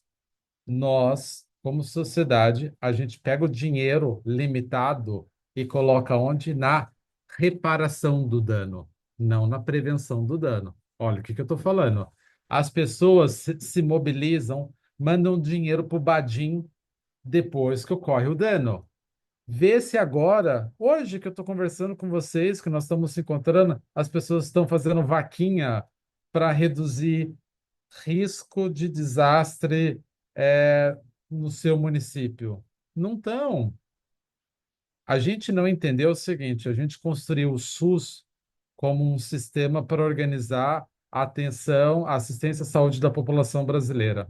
Só que ali também a gente criou o chamado Sistema de Proteção e Defesa Civil. Eu ouvi muitas pessoas criticarem a Defesa Civil. Eu não acho que eles não precisem mudar, mas eu vou usar uma parábola, uma metáfora para vocês entenderem a crítica que eu tenho da crítica quanto a eles. Imagine que os avós de vocês tenham pensado assim: se um dia o planeta ficar hostil, nós vamos precisar pegar um foguete para outro planeta. Então, eles fizeram um investimento e construíram um foguete. Só que eles não precisaram usar. E passaram para os teus pais. Só que teus pais viram aquele negócio enorme ali no fundo de casa, no quintal, que demandava muito dinheiro, não quiseram mexer naquilo ali. E aquilo foi envelhecendo. E aí você herdou aquele foguete e falou: Nossa, que porcaria, isso aqui só atrapalha. Aí chegou um dia que a vida no planeta ficou hostil. Aí tu falou assim: Ah, perfeito, eu tenho um foguete. E aí, quando tu tenta usar o foguete, ele não funcionou. E tu fala assim: Bah, que porcaria, esse foguete não funciona. Foi assim com a Defesa Civil. Ninguém sabia o que era a Defesa Civil. Ninguém sabia o que era o telefone. Ninguém nunca tinha visitado a Defesa Civil. Aí, no dia que precisou dela e ela não funcionou, vai vir me criticar a Defesa Civil? Não estou falando que ela não precisa de crítica, não precisa de melhoria. Precisa de muita melhoria. Mas a gente é hipócrita como sociedade, porque a Defesa Civil de Porto Alegre, eu falo porque eu acompanho essa trajetória, inclusive o de crescimento dela. Até 2023, tinha 10 funcionários para um expediente de 24 horas por dia, 7 dias por semana. Como é que tu consegue atender toda uma cidade tendo uma escala dessa? Só que até então, quem se preocupava com defesa civil? Ninguém. Mas aí, quando a gente precisa dela e ela não funciona, a gente critica. Só que, assim, hoje, com a mudança das gestões municipais, todo prefeito entendeu que tem que tratar do tema, tudo bem? mas na verdade eles não fortaleceram, não estruturaram e não profissionalizaram a Defesa Civil. Eles estão maquiando ela. Hoje, se a gente precisar que o sistema funcione coordenando os serviços, não vai funcionar. Para encerrar, algum de vocês aqui entrou em alguma ficha de cadastramento de Defesa Civil Municipal e Estadual para ser voluntário no próximo desastre? A gente vai repetir a mesma resposta. Vai ocorrer, a gente vai criar um Google Forms e vai querer gerenciar as pessoas assim. Aquilo que a professora Lúcia destacou é um produto do quê? É, pessoal, juro, eu tenho que fechar a boca, tá? Alguém tem que bloquear meu microfone aqui, porque é o seguinte, a gente está falando bobeira, tá? As pessoas, nossa, por esse daí o vídeo vai viralizar, as pessoas vão querer voar no meu pescoço. Nós não tivemos voluntários em maio do Abner, ano eu não passado. tenho como mutar, entendeu? Então tu pode falar, tá ótimo, pode ir. Nem sei como mutar aqui. Vai. Não, tem um livro que para vocês, profissionais de saúde mental, é maravilhoso, que ele fala assim sobre o comportamento populacional durante a pós-desastres. Eu posso passar depois para vocês. Que ele vai falar, tipo, como fases do luto, ele vai falar que existem fases do comportamento populacional durante a pós-desastre. E aí, nos dois primeiros, ele vai falar assim que o primeiro é de auto, proteção. Eu vou, assim, ó, começou a inundar a minha casa, eu vou salvar minha família. É a primeira fase, é quando eu protejo os meus próximos. Só que a segunda fase, esses autores, eles observaram em vários desastres que eles estudaram, que nasce uma segunda fase, que é chamada do altruísmo. Depois que eu tirei a minha família de casa, eu volto para tirar do vizinho. Eles falam, então, que surge o fenômeno chamado altruísmo. O que nós tivemos no Rio Grande do Sul ano passado não foi voluntariado, foi altruísmo. Porque o voluntariado é aquele institucionalizado antes, durante e depois do desastre. O que a gente teve foi um comportamento, um fenômeno social chamado altruísmo, que já está cientificamente documentado. Aquilo ali não foi voluntariado. O voluntariado é o cara que participa de treinamento, é o cara que participa de formação, é o cara que antes, durante e depois do desastre vai estar atuando. No momento em que, assim, ele perdeu, desculpa a palavra, o tesão de estar ali, ele não é voluntário. Na verdade, ele nunca foi voluntário. Ele simplesmente ele teve um fenômeno social, ele participou de um fenômeno social já documentado por alguns autores, chamado de altruísmo, não é voluntário. Isso que a professora Lúcia mencionou com relação a esse médico é um produto que a gente tem de não estruturar o nosso voluntariado, porque a gente acha que porque uma pessoa se identificou como médica, ela está habilitada para atender pessoas. Não está, não está. Só que durante o desastre, no desespero, tu aceita todo mundo. Então, assim, no momento em que a gente. E por isso que eu já encerro minha fala. Eu acho que a gente vai ter a mesma resposta. Por quê? Porque agora, 29 de abril, a gente não tem um cadastro de voluntários treinados previamente. Fico quieto. Agora eu vou mutar aqui minha fala. Perfeito, eu acho que a Ana nos traz assim as questões relacionadas ao chat, né? Que já tem várias questões aqui, né, Ana? Eu acho que o Abner respondeu a questão do Dinarte sobre os órgãos públicos e o poder público, e se a sociedade ia conseguir dar conta disso sem, o poder público movido por outros interesses. Então, eu acho que o Abner respondeu isso, mas a gente participou de um evento, Abner, inclusive que a gente publicou um artigo usando a palavra enchentes, né? Então, assim, uma coisa. A Lúcia deu uma melhorada aqui na minha culpa, mas e aí quando o Rualdo fala, e aí ele me deu um pouco de esperança, né, de que a gente tem a inteligência social do território e como a gente talvez vá conseguir, usando a inteligência social, fazer um território de transição. Então, eu fiquei um pouco mais aliviada pensando numa transição, porque realmente a gente chegar em alguma coisa logo de prevenção, e aí pensando, né, a gente não trabalha muito com prevenção, a gente trabalha em resolver o problema depois que ele está estabelecido na saúde. Nós, como médicos, a gente trabalha, a nossa medicina é muito menos de prevenção. E isso está espalhado por tudo e entra em outras coisas, né? Eu queria só falar uma coisa, voltando lá para a Lúcia, no começo, linkando com a esperança, né? Saiu um artigo agora, não sei se vocês viram, da Liz Leão, do Einstein, pessoal de São Paulo. É um ensaio clínico randomizado, que pegou dois grupos, e um grupo, ah, a intervenção era banho de floresta, e o outro era multicomponentes, né? E dentro, e aí juntando com o que o Abner falou, e que é a minha grande esperança, é que a educação, que eu acho que é a coisa que a gente talvez possa ajudar mais, assim como professores, e é óbvio que o Abner é professor, né? Não tem nenhuma dúvida que ele é.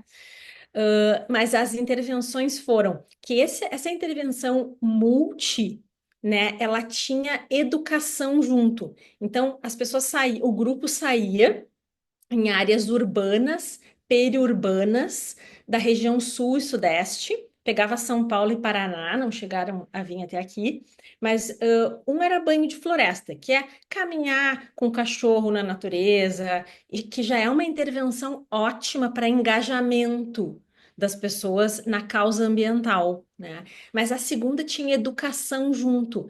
Então, eles ficavam 1h40 caminhando nos parques, e tinha uma parte que era de observação de pássaros, tinha um biólogo explicando sobre a natureza. E aí o desfecho era bem-estar e engajamento na causa ambiental, né? Essa que tinha educação foi muito mais sustentada, o desfecho de atuação depois na natureza, com o conhecimento, do que o simples banho de floresta, que já é uma coisa ótima, né? Mas então, assim, como a educação faz diferença, e como tudo isso, né? A gente pesquisar, a Hopeful, todas as pessoas que trabalham com educação de algum jeito, né? Como a Lúcia, enfim, liderando por anos tudo isso. Então, como isso, eu acho que tem um impacto no final, e talvez essa seja uma das melhores respostas que a gente possa ter. Tem alguma coisa no chat mais? Não, a Cláudia fez um comentário dos altruístas, e que os altruístas depois ficaram com trauma pelas situações que viram e ouviram, né? Talvez porque não tinham nenhum preparo mesmo, né? Imagino eu. Mas essas são as duas contribuições do chat. E os parabéns Uhum. também. Eu tenho uma É, pergunta para o Abner, em relação a tua experiência nesses treinamentos, né, nesses locais, e até aqui no Rio Grande do Sul, que tu pudesse falar um pouquinho sobre essa experiência, até com Santa Maria, como é que tu foi para lá, como é que isso tem funcionado, né? E se tu tem algum tipo já de experiência, com Porto Alegre, por exemplo. Boa questão. Ah, posso rapidinho só mostrar para vocês o título do livro? Ah, apareceu para vocês? sim, Esse é o aham. livro sobre as causas e consequências comportamentais dos desastres, que ele vai falar então sobre as fases do comportamento populacional durante e depois do desastre. Tá. Então, Santa Maria, vou ser bem rapidinho assim. Para mim, que sou de fora, de Porto Alegre, e eu não vivi aqui, eu me lembro que eu usei a minha dissertação do mestrado para dedicar para os jovens que morreram e para os familiares daqui. Para mim foi muito especial. Não foi só um cliente, para mim literalmente foi muito especial. Porque assim, eu não sei como vocês pensam. Imagina, a professora Lúcia tocou uma universidade, e tocou a universidade durante a pandemia, durante as inundações. Bom, professora Lúcia, se tivesse mais 4 anos, poderia vir mais coisa aí pela frente, né? Assim, o quanto a gente, na posição que está, a gente entende a responsabilidade, porque o que a gente faz literalmente toca, tem um impacto sobre a vida das pessoas. Então, assim, quando eu fui para Santa Maria, me chamou, para mim, era algo muito especial, porque eu que vim do interior de São Paulo, com o sonho de estudar na UFSPA, estava anos depois, pensando como um município iria responder à ocorrência de desastres. E uma coisa que foi muito interessante que eu abordo com vocês é o seguinte: plano de contingência é simples. É simples. Eu acabei de construir um plano de vocês na primeira frase da minha apresentação. Vamos imaginar um cenário na casa de vocês, um incêndio. O que vocês vão fazer? Bom, a gente já tem um plano de contingência aí, diante do cenário. Em Santa Maria, foi bem interessante porque foi um exercício de colaboração. Então, eu consegui colocar na mesa todos os atores que participam da resposta ao desastre. E aí eu fui um pouco mais insano que no ano passado eu coloquei legislativo, executivo e judiciário, porque até então, é, nas instituições, a gente só vê o poder executivo participando da resposta. O judiciário nunca achou que ele tinha que participar dessa situação, o legislativo menos ainda. Meu Deus do céu! Sabe o que mais me apavorou em maio do ano passado, em todos os municípios, inclusive Porto Alegre? É um executivo acéfalo e um legislativo que não sabe cobrar. Gente, quando a gente estruturou a democracia, a gente quebrou o poder em três partes para que eles pudessem se fiscalizar. No momento em que um não sabe, a gente espera que o outro cobre, que o outro faça. A gente viveu uma anencefalia na resposta. A palavra é essa, porque o executivo não sabia o que fazer e o legislativo não sabia o que cobrar. E o judiciário achava que o problema não era dele. O problema foi, assim, a gente está falando de operação. Ah, porque não deu conta disso, não deu conta. Gente, o buraco é mais embaixo. A gente está falando que quem estava na estrutura de poder estava nessa situação. E, bom, nem a imprensa. A imprensa estava fazendo uma cobertura sobre o que ela estava cobrindo. Qual compromisso ela teve dentro desse processo? Então, assim, para mim, o que foi mais apavorante não foi aspectos operacionais que eu citei para vocês ali de aspectos operacionais de gestão de voluntariado. Isso, meu, isso é a coisa mais fácil. Agora a gente tem isso. Sabe por quê? Agora mesmo eu estou ferrado. Quer um exemplo melhor de anencefalia? Quando o governo do estado, na primeira semana, eu dei uma entrevista no Jornal do Almoço, primeira semana do Vale do Taquari, primeira semana, o governo estadual anunciou qual medida? Uma linha de crédito de 1 bilhão via Banrisul. A imprensa noticiou aquilo ali como a grande solução. Eu fiquei pensando, falei assim, meu, ninguém vai traduzir o que foi dito. Eles ofereceram como uma solução endividar as pessoas. Vamos lá, para quem perdeu tudo. Economicamente, tu me dá como solução endividar as pessoas. E foi o que aconteceu. As pessoas se endividaram. Novembro teve de novo, elas perderam tudo.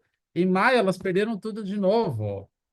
É que assim, eu acho que desculpa, mas eu tô apavorado, porque a gente não se deu conta que a gente tá num avião que o piloto não está sabendo conduzir para onde a gente vai.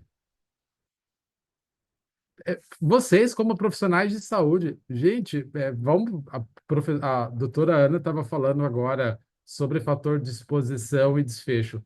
Alguém tem noção do quanto os desastres estão impactando a saúde da população? Essa tabela cobrada que eu mostrei para vocês, quanto isso está matando pessoas? Hoje eu estava questionando, hoje eu estava numa aula de fundamentos de epidemia. E eu fiquei pensando, vocês sabem qual que foi o perfil das pessoas que morreram no Vale do Taquari? Crianças e idosos. Por que crianças e idosos? Porque eles estão no extremo da mobilidade. Um está aprendendo a caminhar, o outro está com dificuldade de caminhar. Por que que eles morreram? Porque a água subiu muito rápido e eles não conseguiram sair. Santa Maria, eu estabeleci um protocolo do governo Dilma de 2003, que é o protocolo de atenção a crianças, pessoas idosas, pessoas com deficiência em desastres. A gente não se dá conta que esse público na corrida da resposta ao desastre, se para nós está difícil, tem obstáculo, eles estão ali, ó, lá no final da fila. Uma B lá no final da fila. E vão ter muito mais obstáculos. Mas para a gente está tudo bem. A gente está tocando a vida normal. Assim, eu realmente estou apavorado, assim, porque a gente tem uma série na Netflix chamada One Stranger Rock, que ele começa com uma frase para mim fantástica. Nós vivemos uma sutil ignorância sobre os riscos que nos cercam.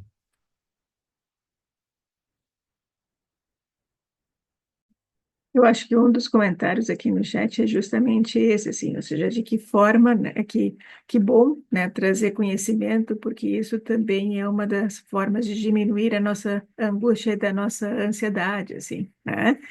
É, Ou e aumentar, né? mas eu acho que saber, né, o que que a gente pode passar né, e lidar de uma forma não tentando diminuir, né, essas notícias assim que a Lúcia nos traz, né, dos, dos, dos fake news e coisa e tal. Isso é uma coisa super importante para a gente poder ir se preparando, assim. E acho que o que o Abner está trazendo em relação a essa nossa responsabilidade com o diálogo com o Estado e com as estruturas do Estado, principalmente porque foi muito difícil, né? Assim, tu estás falando do SUS, né? Também foi muito difícil, assim, a gente formar um Estado democrático, né? E isso nos dá também uma flexibilidade para a gente poder lidar com essas situações, essa linguagem com o Estado de uma forma viva, né? Nesse sentido, assim, eu acho que a Lúcia não só passou pela pandemia, né? Como também pelas inundações, né? Mas também por um momento de muita negação, né? E nesse sentido, assim, Lúcia, eu queria te perguntar assim, como é que a gente, né? Porque eu acho que tu lidou muito bem, assim, representando uma estrutura e uma instituição, de dialogar com essas estruturas do Estado. Eu acho que não é, primeiro que eu acho que são coisas muito heterogêneas, tem muita gente, agora a gente compara com o que está acontecendo nos Estados Unidos, né? No Brasil, a questão da estabilidade, tem muita gente no serviço público que é servidor público e que realmente segura as estruturas e que toca as estruturas. E eu acho que num momento em que há um desastre, sempre tem que haver uma mobilização de todo mundo. Não é só o executivo, como o Agner falou, né? Não é só o executivo, não é só o legislativo, não é o judiciário, é todo mundo tem que estar junto. Nesse momento, né, o papel das Forças Armadas é bem importante, da Defesa Civil, da sociedade civil organizada. Então, teve aquela coisa de dizer, ah, não, mas só, o povo está sozinho fazendo as coisas. Não, né? Acho que a gente tem muito que melhorar, mas acho que é importante a gente dizer assim, não é como a fake news daquele colega dizendo, ah, não vi nenhum agente da nossa Defesa Civil, não é verdade também, né? Acho que tem que valorizar muito as pessoas que trabalharam e que trabalham e que são pessoas muito competentes em muitas áreas, assim, né? Não é só um caos, assim, senão também a gente também fica, ah, meu Deus, não tenho o que fazer. Eu acho que tem muitas, eu brinco, né? A gente brincava, passando por pandemia, por crise econômica, por várias coisas, crise política, crise social. Depois, quando estava pensando, agora vai ter um ano tranquilo, vieram as enchentes, né? E a gente brincava que só faltava invasão alienígena, mas agora o Abner já botou a classificação lá de fenômeno extraterrestre. Então já não sei mais, nem o risco de invasão alienígena está fora, né? Mas eu acho que é criar uma cultura, assim, que a gente pode fazer como universidade, como professores e como médicos e como formadores de opinião, é criar a cultura da prevenção. É começar a cobrar desde agora, e nesse ponto, acho que a imprensa tem esse papel muito importante. Hoje, eu estava numa sala de espera e de médico estava vendo assim, sem som, então eu não tenho certeza bem do que estava falando, mas eu vi que o repórter estava no Maitá mostrando que não tinha acontecido nada no Maitá em termos de obras e tal, e a população reclamando. Então, a gente tem que criar uma cultura da prevenção e a gente entende, assim, que é difícil, se a população não valorizar, o político não vai fazer espontaneamente. Eu estava pensando aqui, enquanto o Abner estava falando, estava pensando na nossa escada de incêndio na universidade. Nossa universidade, como todos os prédios antigos, não tinha um plano de incêndio aprovado, porque aquela escada em caracol antiga, não tem como, se, né, se tiver um incêndio, as pessoas saírem por ali, e a gente precisava fazer uma escada, que é um transtorno enorme, é super caro e não tem resultado nenhum prático para a vida, para a qualidade de vida das pessoas ali no campus. Então, tem que fazer aquilo é uma coisa que depende de vontade, né? Uma vontade política de prevenção, porque não vai ter efeito nenhum. A Lúcia inaugurou aquela obra, uma escada que não aparece para ninguém, que fica num canto, mas que no dia que acontecer alguma coisa, as pessoas vão poder, né, sair por ali em vez de se atropelar numa escada de caracol que não vai escoar, né? E eu acho que é uma cultura, porque sempre, todo tempo, eu ficava dizendo: nós estamos gastando um dinheirão nessa escada, vamos gastar sim, porque esse aqui é importante, sempre colocando. E é óbvio que eu estou falando com uma comunidade que é uma comunidade que é super educada, né? Mas eu acho que a gente é formador de opinião e a gente vai transportando cada um desses alunos que está se formando ali, vai estar lá na sua comunidade. Eu brinco, eu fiquei super orgulhosa durante a pandemia quando um aluno veio me dizer que ele, recém-formado, tinha ido para uma cidade do interior e dali a pouco era ele que estava coordenando o esforço de enfrentamento da Covid. E aí ele dizendo: eu lembrava das aulas de epidemiologia e tal. Então a gente nunca sabe qual é o impacto que a gente vai ter, né? Então acho que a gente tem que continuar ensinando e continuar insistindo, porque algumas pessoas vão ouvir e vai chegar lá em algum lugar. Então, eu acho que é duas coisas: insistir, né, com as palavras e insistir com o exemplo. Acho que as ações têm que estar bem conectadas, assim. É isso. E agora fiquei preocupada com os fenômenos, desastre extraterrestre também. Não, a gente sempre brinca, né, que os extraterrestres, a próxima era os extraterrestres, né? A gente tem duas possibilidades: os extraterrestres chegaram e não foram os seres humanos que eles entraram em contato, né? São outros. Mas agora com o Abner, até a questão extraterrestre já foi colocada na pauta.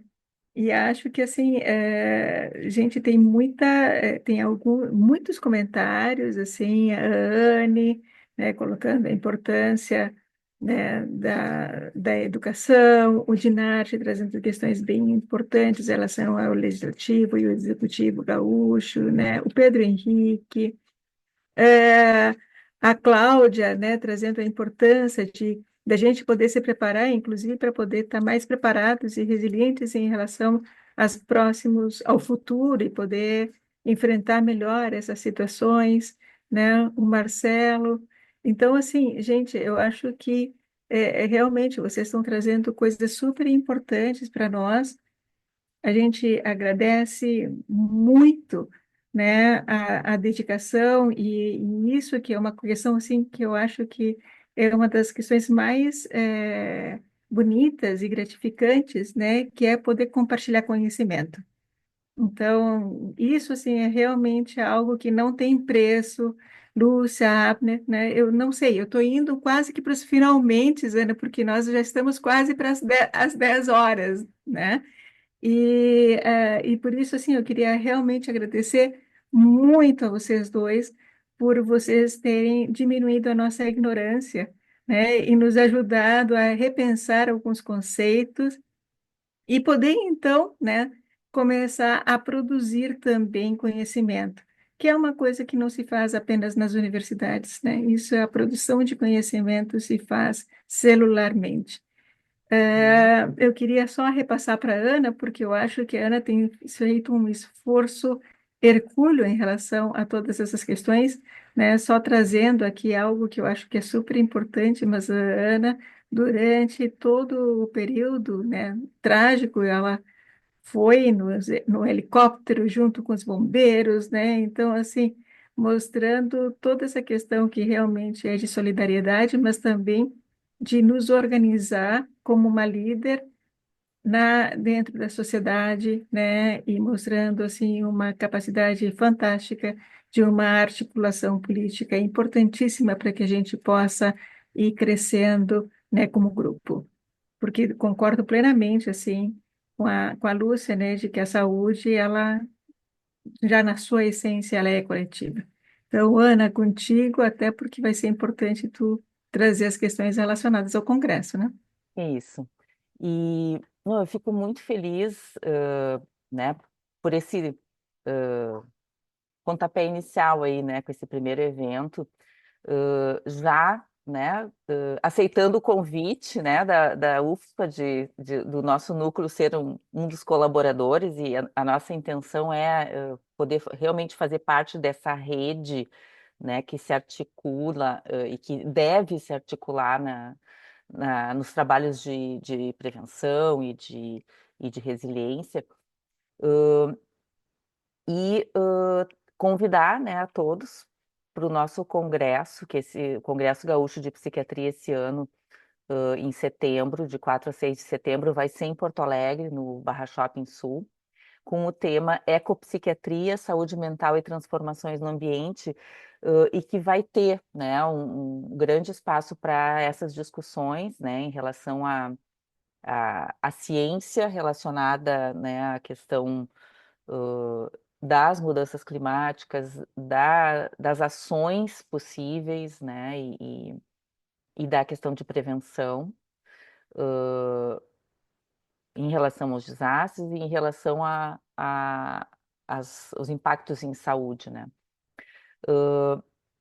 E eu fico muito feliz, né, então, da gente poder ter começado dessa forma, assim, com esses convidados, né, tão especiais.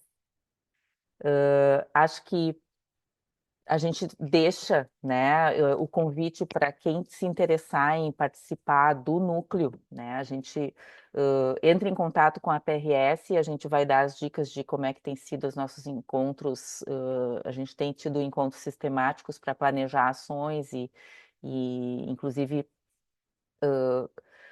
inserções, né, em linhas de pesquisa e várias possibilidades aí, né, de ação. E a questão do impacto pessoal, né? Acho que no meu caso houve esse impacto, assim, né? Da enchente mudando totalmente as nossas rotinas, mas a partir disso uma consciência de que esse trabalho tem que ser continuado, né, Abner? Acho que essa questão do voluntariado, né? Só para, né, as pessoas saberem, o nosso trabalho na Associação de Psiquiatria ele é totalmente voluntário, né? E há, tanto meu quanto da diretoria, né, todas as pessoas que colaboram nos departamentos, é tudo trabalho voluntário. E a enchente nos mobilizou mais ainda, né, como entidade da sociedade civil, assim, né, tendo uma responsabilidade comunitária também. E então a criação do núcleo vem também nesse sentido, assim, da gente poder articular voluntariado, né? Voluntários que estejam dispostos a seguir trabalhando, né? A seguir estudando e trabalhando, porque os próximos desafios vão vir, né? A gente não tem a mínima dúvida disso, né? Então, acho que é isso. Não sei se a Ana Esforja quer falar alguma coisa. Eu quero agradecer, foi demais. A gente estuda, estuda e se dá conta de que a gente sabe muito pouco, né? E a gente aprende, aprende. Então, essa é vale muito a pena aprender sobre esse assunto, porque é sobre o futuro do planeta, é sobre o presente do planeta. Então, vale muito aprender. Eu quero super agradecer. Eu aprendi muito hoje com vocês dois. É incrível, né? A gente ensinar e aprender ao mesmo tempo, o tempo inteiro nesse assunto, né? E como a gente tem todo mundo para aprender. Então, muito obrigada, obrigada pela oportunidade de ouvir vocês. A gente que agradece. Até botei ali no chat o convite para o Congresso da UFSPA, que agora, 9 de junho, 9 a 13 de junho, é saúde e mudanças climáticas. Então, a gente vai aprofundar esses assuntos. Então, quem quiser, está super convidado.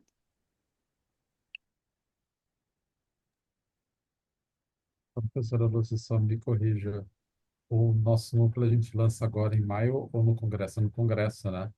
Isso, aí vai ser lançado o nosso núcleo de enfrentamento aos desastres, né? O NERIDS. Que Uhum. Já fica todo mundo convidado. Agradecer também o convite de vocês, agradecer a paciência de ouvir, de ninguém ter apertado o botão mudo ou apertado para eu sair da reunião. Agradecer novamente a professora Lúcia, que carinhosamente sempre me proporciona essas oportunidades de compartilhar esse tema de desastres. E assim, para acalmar um pouco o coração de vocês,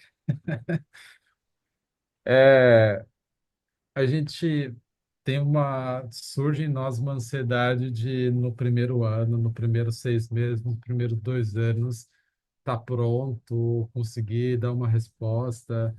Eu visitei vários países que um ano depois, Marrocos, um ano depois eu fui visitar Marrakech, que tinha sido afetado por um terremoto, estava ainda em reconstrução, fui visitar L'Áquila, acho que 15 anos depois ainda estava em reconstrução. A gente não pode esquecer que a gente é ser humano, né? Assim, no sentido de que a gente sabe que mudanças elas não ocorrem, infelizmente, no tempo das urgências que nós temos, entendeu? Mas se a gente conseguir pelo menos colocar o vento do barco na direção para onde a gente quer ir, talvez a próxima geração vá pegar uma sociedade mais resiliente. E só fechar com uma fala da professora Lúcia. É, para quem trabalha com educação, a gente não se dá conta do poder da sala de aula. Assim, eu sou fruto da sala de aula da UFSP. Assim, se hoje eu estou liderando respostas de contingência a desastres, pensar isso, quem me formou como profissional foi a sala de aula da UFSP, entendeu? Então, assim, para quem é professor, sim, gente, vai para a sala de aula com todo o coração, porque vocês podem estar transformando ou preparando uma liderança, uma futura liderança que vai estar conduzindo a nossa sociedade. Assim. Então, só deixar essa mensagem que, para mim, a sala de aula, sim, é um ambiente de transformação. Obrigada, Abner. Então, obrigada, Lúcia. Da próxima vez eu vou perguntar como é que a gente faz aqui para mutar o outro, mas por enquanto a gente está fazendo uma questão mais democrática, Abner. Então, por enquanto a gente não vai fechar absolutamente nada, mas novamente agradecer a vocês, né? Porque pelo menos vocês hoje construíram por uma construção, né? De um núcleo que se dispõe, né, a dialogar, conversar e dialogar com outros núcleos, né? Então, já está anotado aqui 9 a 13 de junho, Lúcia, né? Inclusive, a gente vai ficar alerta, assim, naquilo que vocês quiserem, a nossa colaboração, certamente nós estamos, assim, super dispostos a colaborar. E aí, com certeza, a gente vai voltar a se falar, né? Acho que essa rede que precisa, né, se comunicar e pegar Uhum. junto, né, esses desafios. Então, uma boa noite a todos. Obrigada para quem está nos assistindo, né? Quem seguiu nos assistindo, e a gente vai deixar o vídeo disponível no YouTube da PRS, para que mais pessoas possam ser impactadas por por essa aula, né? Queria deixar um beijo para a Annelise, nossa colega. Isso. Beijo, Então, gente. valeu. Obrigada. Tchau, gente. Tchau, tchau. Tchau.